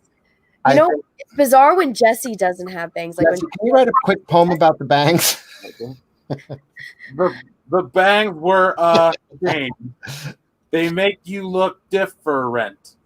I like you this way. There you go. Yeah. Oh, did you analyze my pentameter though? So the bangs, they change the way your face does look. That bag lady girl, someone said. Yeah. How is it that? Let me see. Well, okay, when I have like straight hair with bangs, it does look really cute. But We'll be the judge of that. did you guys really not like it? Was it that bad? No, I thought. I just thought, honestly, though, if I looked at that in passing, I wouldn't have realized it was you for a second. Because That's how I felt. It didn't. I mean, I've met you in person multiple times. I've never seen you like wear scarves and shit, and two, the hair never would alert me that it's you. Yeah, the scarves and sweater and the thing. Dude. So there we go. That's my alter ego. So basically, Starlight, all she needs to do is go get clip-in bangs and wear a scarf. I love it. Yep. Which, I mean, would probably work for her. But no, that was like, remember how I was always cold and I was bundled up? That was during the middle of winter. And I was attempting to cover myself as much as possible. So I had like a thermal shirt on under that sweater. I had a scarf on. I was like, how do I keep my head warm without wearing a hat? Bangs can help it. It looked hideous. God damn it, Captain Chokeout. You look 10 and 40 at the same time. Oh my God, tough. Oh shit, B. Arthur wants her scarf and sweater back. Oh my god.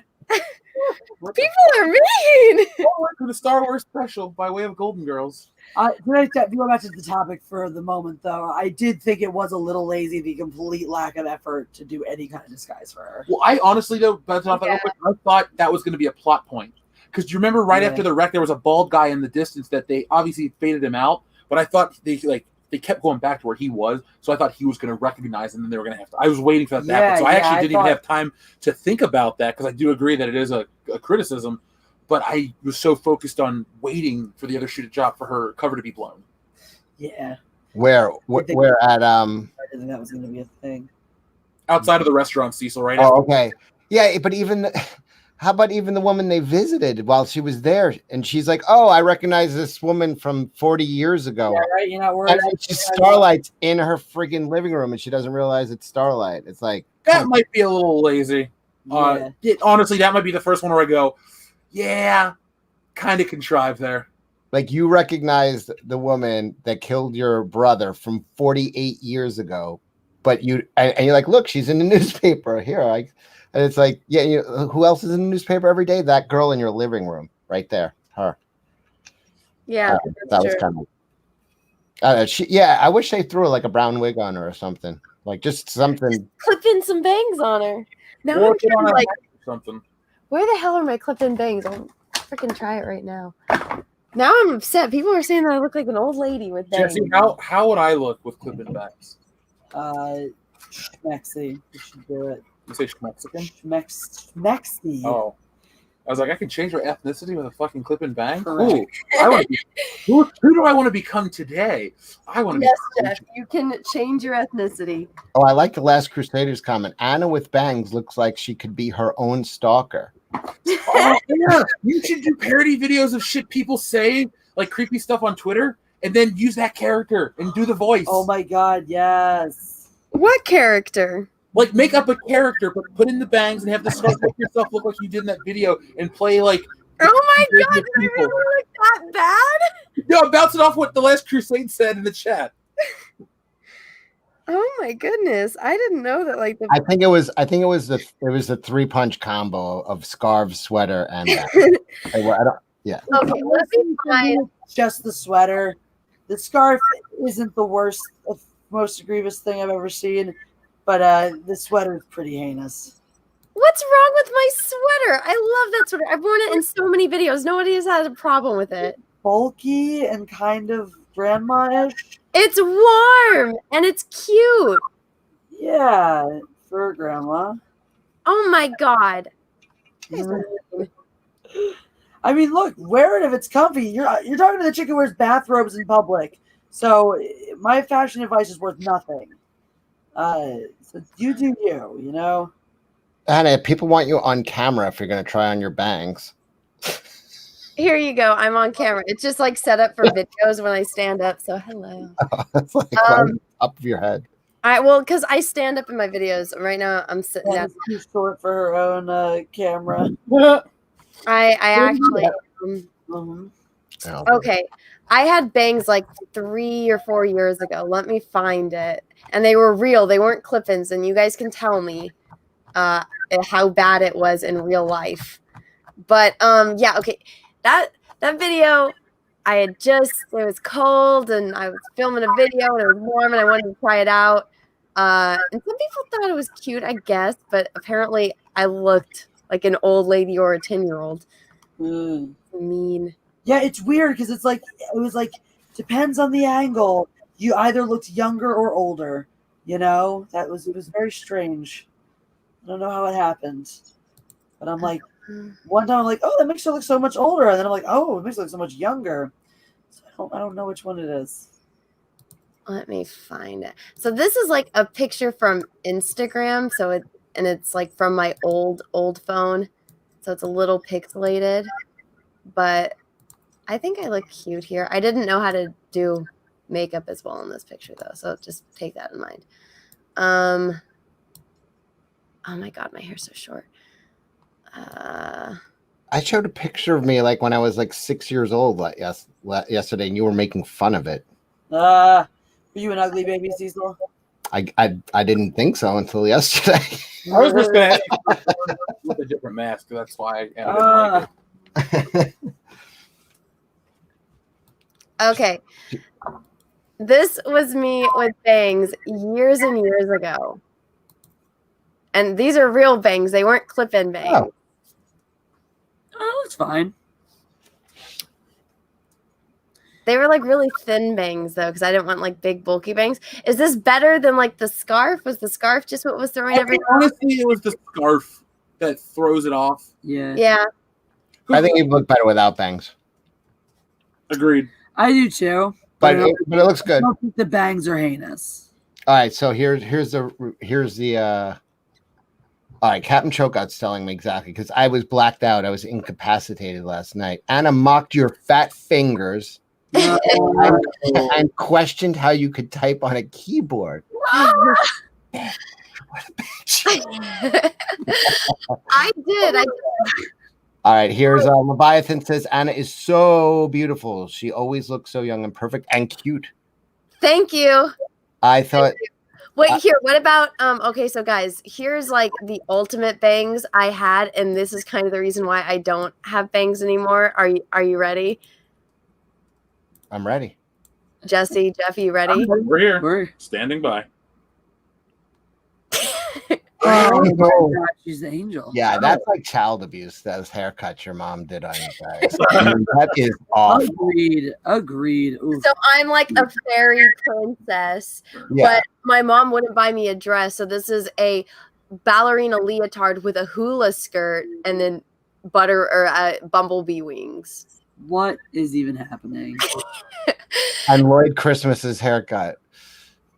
I'm dumb and dumb. Someday I'll find the my first grade school pictures.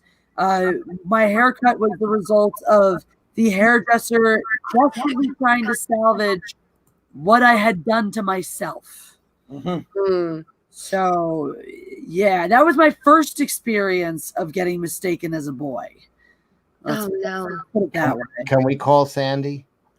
not right now. We need to talk to her. Put her on trial for that. Are those haircuts? Yeah, simple Jack, they're calling you. Did your mom ever give you a haircut? It makes me sad. Here, the only reason I remember is because it was on my phone this morning. I'm like, why is this picture on my phone? Oh, with the milk. She said because my tooth. She said my teeth were rotten, and Anna, you're so mean. No, that's not. I just asked because one of his front teeth are brown, and I said, "Oh, did you have like a dead tooth or something?" I guess so. I guess I did. I mean, I still had my baby teeth. So I probably banged my tooth. It was a hurtful time for me, Anna. I wish you wouldn't bring it up. I'm sorry. Really? Wow. Most children knew not to point it out of kindness, but I guess, I'm sorry. now Jesse, you know what I really want right now? What? A fresco. future boy. Okay. That's random. I don't know what that is. Yeah. I was like, oh, Are you thinking about changing your religion as well? I don't. Anna has no soul. Creepy Scientology? Thank you, Convol, for saying he's a real human boy with feelings. Thank you. And his name is Anakin. Yes. I'm a real human boy with feelings, Anna. And for you to go back in time and bully me, like 20 years before you were born, it's just it's a bit much. I'm sorry. It was not intended that way, but poor Cecil. Thank you. Anna has no soul, says Spike and Madness. Agreed. Way to be hurtful, Anna, says Lama Gigante. Cancer teeth, says Flake 52. He's on your side. See, what I'm gonna call it. Here's this one. This one's on my like Star Wars Girl Instagram. I have bangs. Here. Nobody said anything mean. Like back, I got bangs. It was the same day as the other picture, but more intense lighting. I don't think it's bad. Bangs are a big deal for girls. They are. Guys don't talk about bangs that much. I actually, I don't know. It's not 2000 anymore. Who actually has bangs technically for just got bangs back. I just got a haircut yesterday, and actually my hair in this picture right there is pretty much what it is. So you can see I kind of have that little swoop of bangs in the front again, but not so swishy that it's getting my fucking face. Don't worry, I'll still mess with my hair and flip it just as much, drive you crazy. Like I always do. I always laugh when your hair's that long and we're doing stuff and it like tickles my nose. Or I accidentally inhale it. Well, tickling does make you laugh, so that sounds accurate.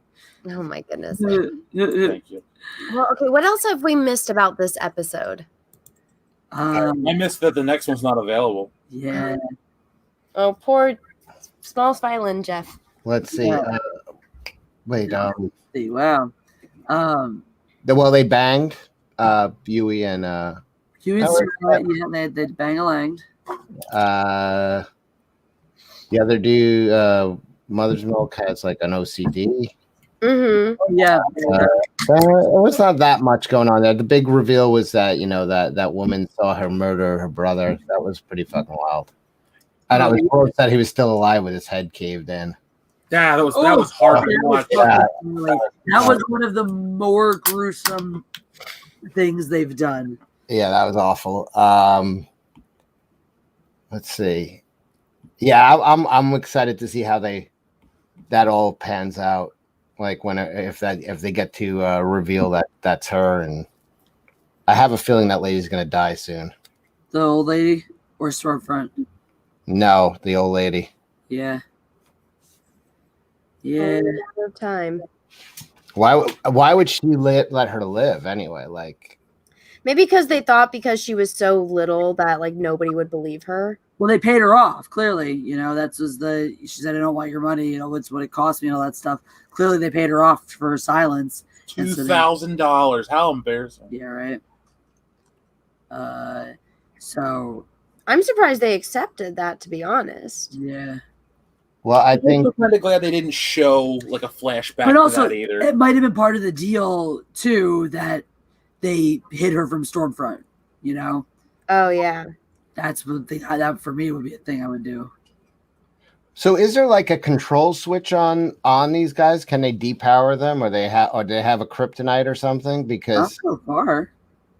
do the people who run the corporation, because they're like, how do you just stop fucking these guys from just killing you and being like, you don't run me anymore, I don't have to listen to you? Like, why does Homelander listen to anybody? You know what I mean? Why would he take orders or anything from anyone? I mean, I think there's a part of him maybe that does recognize that he is not that capable of taking care of himself. Mm-hmm. He relies on some of these other systems. I mean, he's needed Madeline to be mommy. He's been totally unhinged without her, and I think it's that like it's. Yeah, I'm wondering if there's like like I said, this is one of the only comics that I haven't read a single issue of, so that's why I like this show, because I don't know any of the spoilers. Yeah. I wonder if they have like a kryptonite, or just what I mean. It would make sense. Why wouldn't they make a kryptonite if they're creating the? Yeah. Anyway, people are saying, did we mention, well, you guys, because you were talking longer about Homelander trying to kill almost killing Starlight in the elevator? That was a cool scene. Mm-hmm. When he was like, Wow. I loved how when he asked her all those questions about Huey, and then he knew she wasn't lying because of the superpowers. Yeah. right, It's just like, damn, that really adds another layer to this show. yeah, he can hear your heartbeat, so he knows. He knows if you're lying, like Daredevil. Yeah. Even in like that scene, that scene added to why I didn't think he raped like Becca, because like when he like moved his hand down her body, it wasn't like he was touching her boob to like touch a boob. No, he was gonna rip her guts out. It was just in the way, like he was going for her Yeah. to like shove his like hand through her ribs. Yeah. And so when that happened, I'm like, he totally could have like just done what the Deep did to her, Yeah. but he didn't, because he wanted the information. So I'm like, I don't know. I feel like that just added to my theory that like he didn't rape Becca. I don't think he's like a normally into normal. He's obviously not into normal, like being attracted to a woman, having sex, even if you would call rape that. I'm just saying, like, he wants rape, or he wants that other thing with the woman and the breast milk and the whole fucking, like, he's got weird shit. I don't think he's got normal attractions, is what I'm saying. Even didn't he kind of rape the other chick too, Queen Maeve? I wouldn't say rape with But her. like, gave her no choice. I mean, I get the sense that that there was a period where she went along with his advances willingly. Mm-hmm. She realized what he actually was, Yeah. You know, Because even like the girlfriend said, "No, you just want to go fuck Homelander," and she's like, "That's over." yeah. You know? Yeah, no, that was the sense that I got, that she was probably, came into this yuppie little girl, was enamored by him, and, got involved of her own volition before Finding out that he's like men. Exactly. I think that's another component to Homelander's character. He'll do all these horrible things, but there's still a limit. Like, if, let's say he didn't, in your theory, you don't think he did anything against Queen Maeve's consent, right? You don't think he raped her. I don't think Butcher's wife was taken advantage of. I think she willingly did that shit. Yep. So I'm saying, like, if they're putting him in this situation where, like, he'll do all these things, he has a limit, does it make him more complex? And do you think there are more layers they can address this further? Or do you think, because this season is so much about his sexuality? Yeah.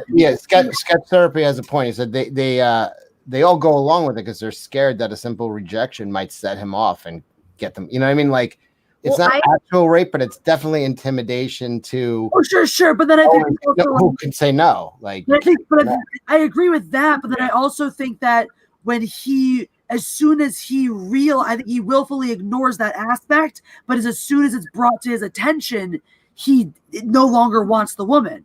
I was saying earlier, the moment he's fine with killing Madeline is when she admits that she's afraid of him. Not even admitting that she loves the baby or that she cares about the baby. It's the moment she admits she's afraid of him that he no longer gives a shit about her. So he wants to live in his fantasy world, just like in his thing with Doppelganger. He won't look. He will refuse to be confronted with the reality. If he is confronted with it, he just flat out rejects it. But when he is confronted, that's when he walks away. So, yes. Also, the what's his name? A-Train getting fired was a pretty fucking great scene. Oh, we didn't talk about that once. We haven't talked about that yet. Yeah. Because he could hear the heart, and he knows the guy's having a heart attack. Because he took more of the drug, right? To himself, and that fucks you up. You can't take more after you're. Yeah. Or you can, but you're gonna die. You're gonna die. That was cool, and the way he's like, we're still friends. Okay, fine. He's like being such a dick about it. It was really etc. Fucking finishes with etc. Shit, you used to bring me coffee. Yeah, Mike Hilliard. Yeah, that was cold. But what are they gonna do? He almost died in the fucking tunnels. Exactly. No, it is what it is. He had really good point. It's like, you're on the superhero team and you can't even run anymore. Like, that's your thing. Like, what do you want? And I mean, A-Train has no one to blame but himself in that aspect. Exactly. And the other guy that was getting in the elevator was another speedster, right? Yeah. He's the guy that had the shoe last season. He's the one he raced to prove he was still the fastest. Not even in the top 20. Dude, that was a cold Homelander moment right there. Oh yeah. What about last week when he fucking there was the blind superhero and he just ripped out his ears, or he's like burst his eardrum? Isn't that what he's gonna do? Goddamn brutal. Yeah, that was brutal. Fucking asshole. But let's see. I think what else did we miss? Oh. Okay, Cecil, this is what I told Jesse and Jeff. Okay, did you think about the scene like when Becca and Butcher finally like get back together and their like sexy time scene? Okay, I got the feeling, I'm like, it doesn't seem like that's like two lovers that haven't seen each other in like 8 years and they're finally reuniting. I was I like, was afraid it was going to be the doppelganger guy. oh my He didn't get killed by then, and I thought it was going to be like. I thought I just had this weird feeling. I kind of, yeah, I didn't. Maybe it was just bad chemistry with the actors, but I didn't. Yeah, there was not a lot of heat, and I was like, "Is that really her, or is Homelander fucking with him?" And he brought that dude in because he didn't kill him yet at that point. And I was like, "Holy shit! If he turns into that fucking dude in the middle of having sex, I don't know, that would have been great." Yeah, but yeah, I don't know. It wasn't. Yeah, it wasn't that passionate. Well, see what I thought. I'm like, I feel like, I don't know. There must have been like some serious damage after having that baby, that super baby. And so I'm just like, even when it didn't even seem like that. So when that happened, I was like, oh yeah, they're totally not going to end up together based on how bad that was. At least for me, like in the audience. And so when they're talking and she's like, you're going to kill my kid. And I'm like, the only reason she's saying this is because they've already banged and it probably wasn't that great. And so now she's like, nah, I'm just going to go stay doing my life. You go do your thing. Deuces. And he didn't seem too upset that Becca, the woman he's been trying to find, and his dead wife that he loves so much. And he's just like, all right, fine. Yeah, you're right. I might kill your kid. Fuck. Bye. She knows he's gonna kill a kid. Yeah, she knew it. She just knew he was not gonna be able to fucking deal with that. Yeah, I don't really blame him though. Rizla at 989 says, I agree, Cecil. He doesn't have a normal sexual want or desire. I believe he would intimidate any woman he wanted into sex, and they can't refuse, or he'd melt their eyes out of their head. Yeah, basically. Yeah, but I think with Becca, I think she was still all starstruck by him. Like, ooh, this is the. I think almost any woman would be. You know what I mean? It's real life Superman. Like, who wouldn't? It goes into that stuff that sort of reflects what we've seen in, early Me Too culture, which was, before it went off the rails and stuff, of that whole thing of like the big wake up call of realizing that. That thing that you think is consent isn't. And I think that's, it goes like what I was saying is when he's confronted by it, he's disgusted with it. And I don't think that he, takes the disgust out on the women. I think that's the disgust with himself. And I think you see that mirrored in the very end when he is confronted by himself doing it to himself. He sees, he does see the fear from the doppelganger of desperately needing to please him, and he's disgusted by that, and that turns into that sort of self-loathing moment. I don't need anyone to love me, and all, even though we know that's not true and not consistent with his character, but he's so repulsed by that, seeing that fear, because he needs that love, he needs that acceptance. So it's like, yeah, I agree that it's not right, it's not on the up and up, it's not fully what you'd say consensual, but I also think that it's in the way he reacts to that sort of draws your attention to why he thinks it is.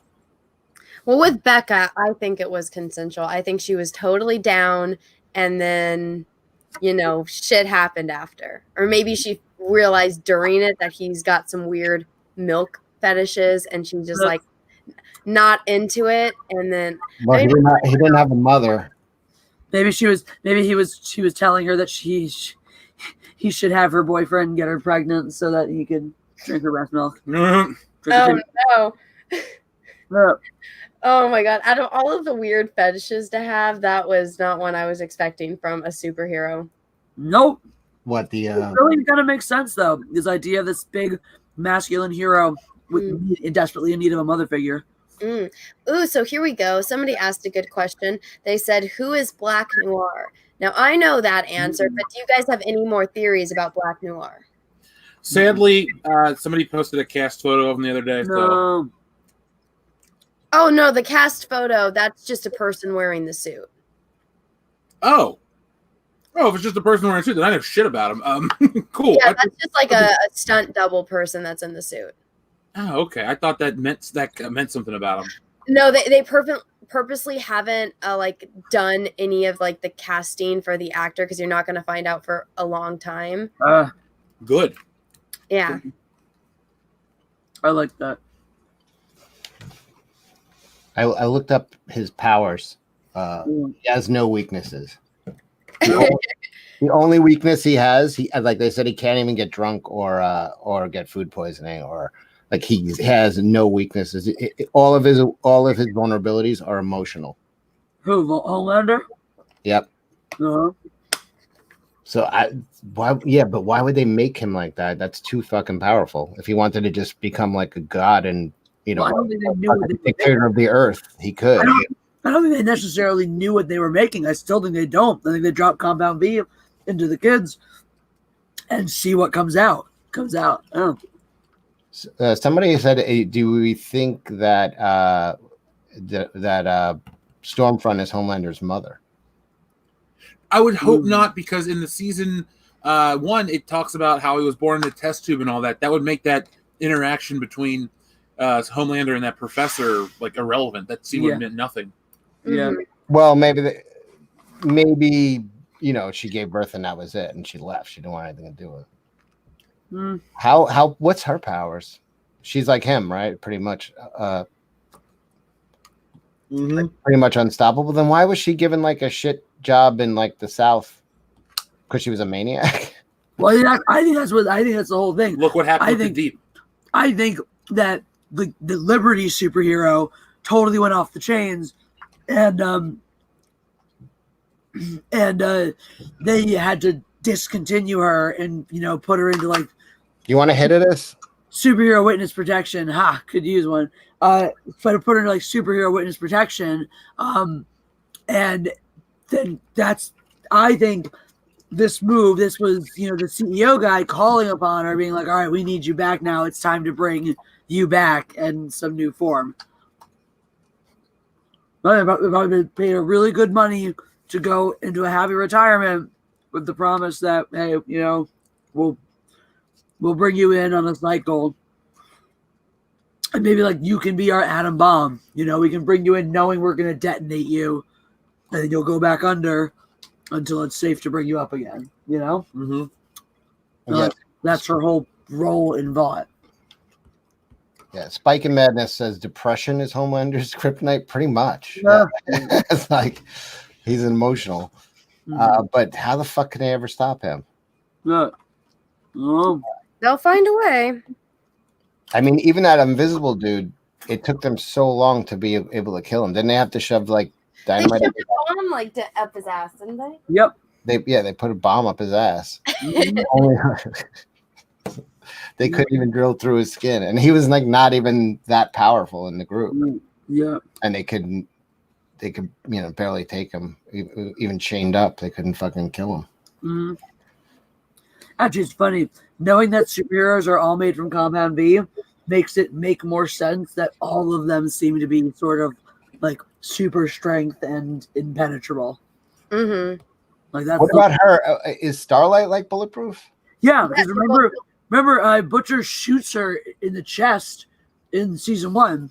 Oh yeah, shit. Mm-hmm. Yeah. Oh, because I was just wondering because he was gonna rip her guts out. I'm like, but I guess he's strong enough to fucking. Well, yeah, you probably could have snapped transition. Yeah, like if anyone can hurt her, it would be Homelander. Yeah.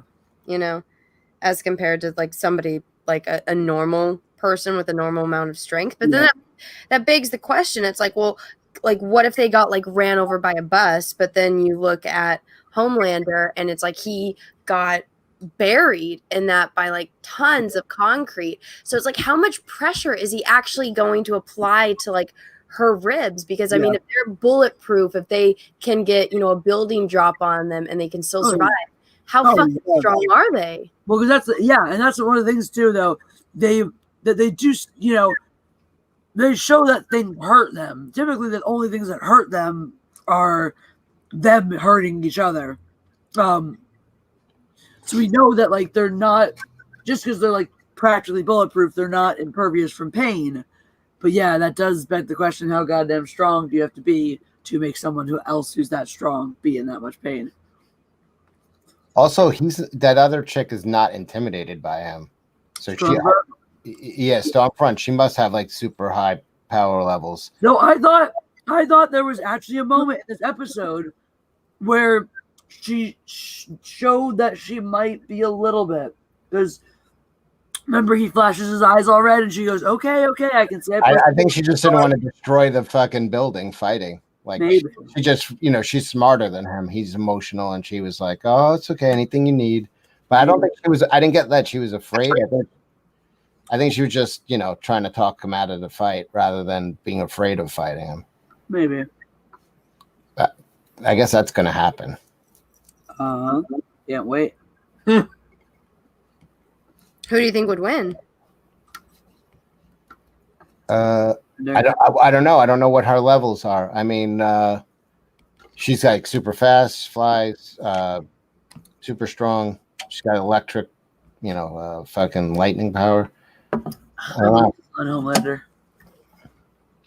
You think Homelander? Yeah. I'll say Homelander as well.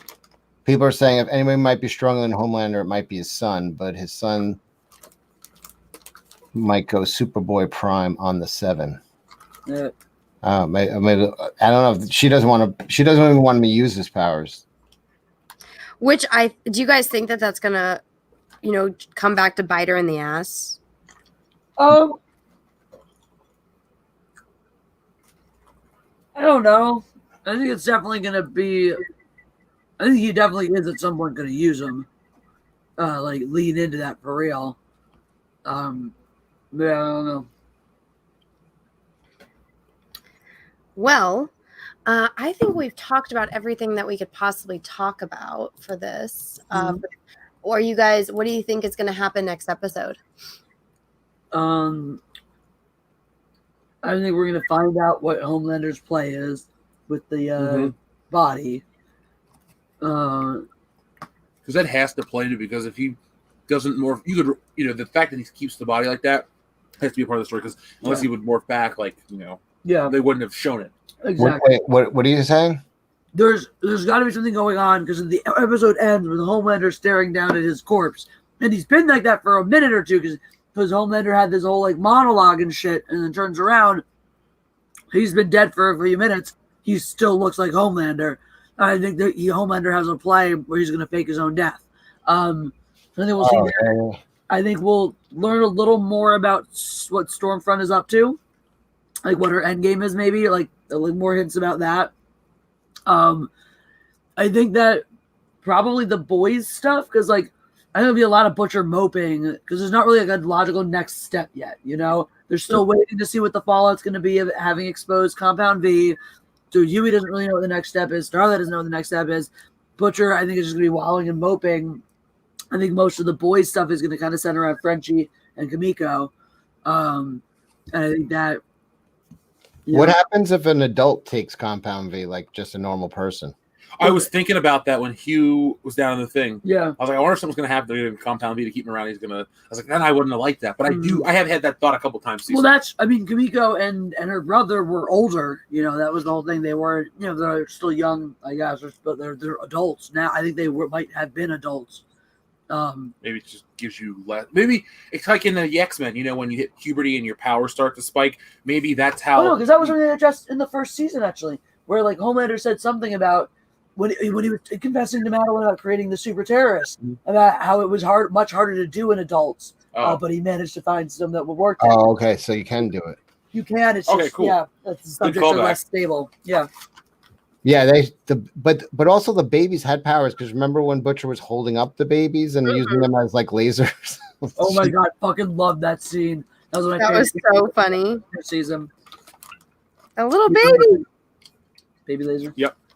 Yeah, that's right. Kamiko and her brother got Laser. their powers later on. That's right. Yeah, thanks, Sketch. You said laser, Laser.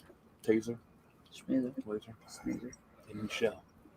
You two are weird. Yeah. You ever seen Dodgeball? What? You ever seen Dodgeball? I've seen Dodgeball. Well, that's what we were saying to each other. She goes laser, blazer, taser, and shell. I haven't watched that movie in like a decade, so. It's so funny. It's a good movie. Tobias says, "I bet Yui takes Compound V eventually." I have a feeling one of that crew is going to. I gotta get that way feeling too. Maybe French. Actually, the one I'd be happiest with is French if Frenchie did it, because I'd be like, then he could be like an equal with Kimiko. Then he can like have superpowers with Kimiko. Is that what the girl's name is, right? Exactly. Yeah. That I would like. That'd be cool, cute.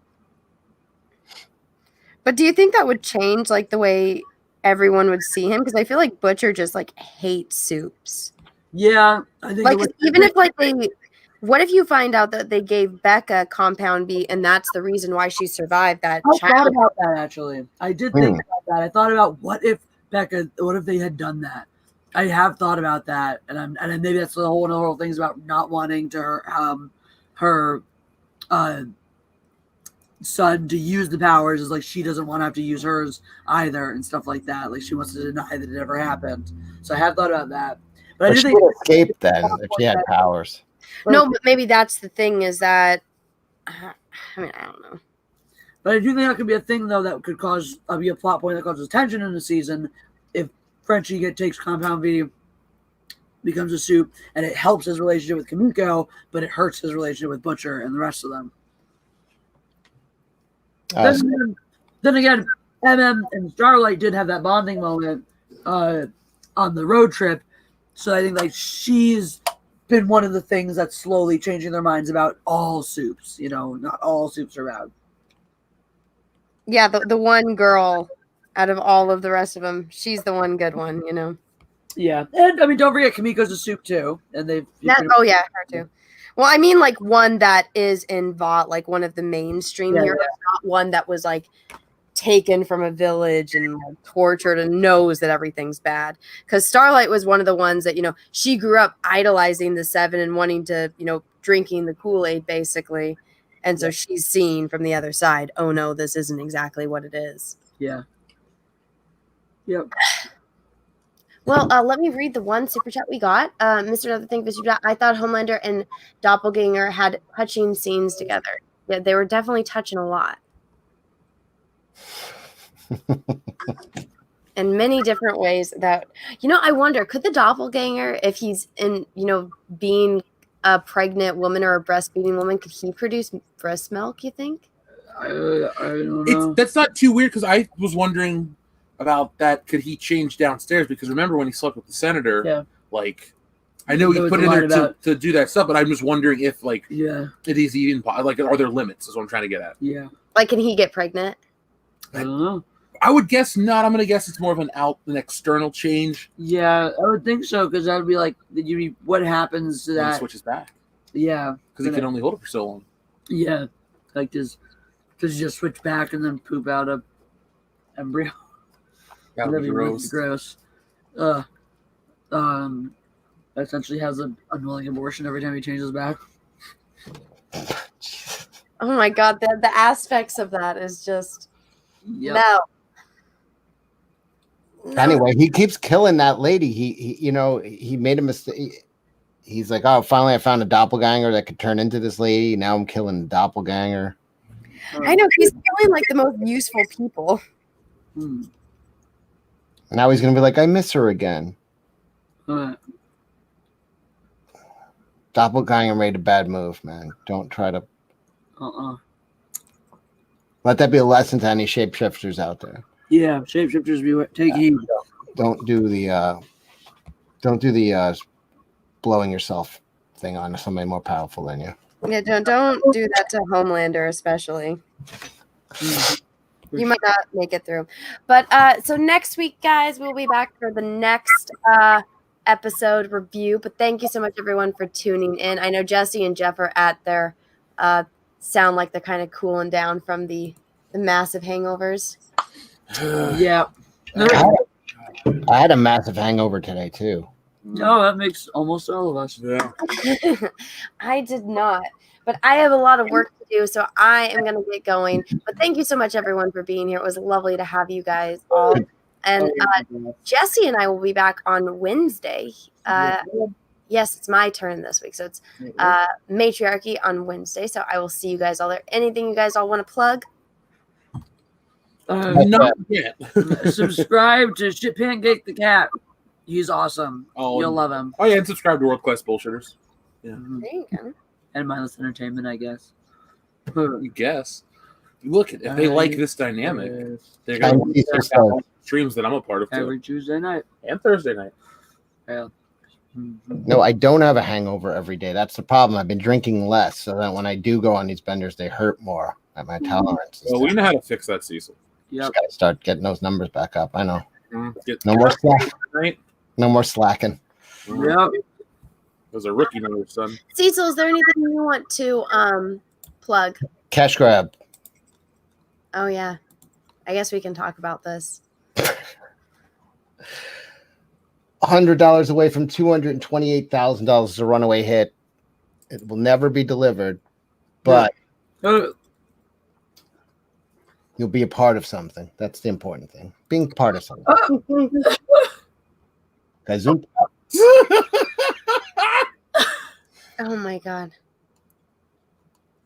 All right, that's it. I'm gonna make a commercial. Well, everyone, go back cash grab so we can keep Cecil drunk because sober Cecil is worse Cecil. So let's keep Cecil drunk and go subscribe to Mindless Entertainment, World Class Bullshitters. Jeff does a show every single week. Jesse does shows every single week. If you want more content, go check it out. And until next time, everyone, have a great rest of your night, morning, evening, wherever you are in the world. And may the force be with you because we are really, really, really going to need it. Bye. I'll tell you where I thought I came in. In the forest, when the lightsaber goes like this and flies off, I said, oh, what a great entrance. Ah! Ray caught it? She hasn't even been to Dagobah for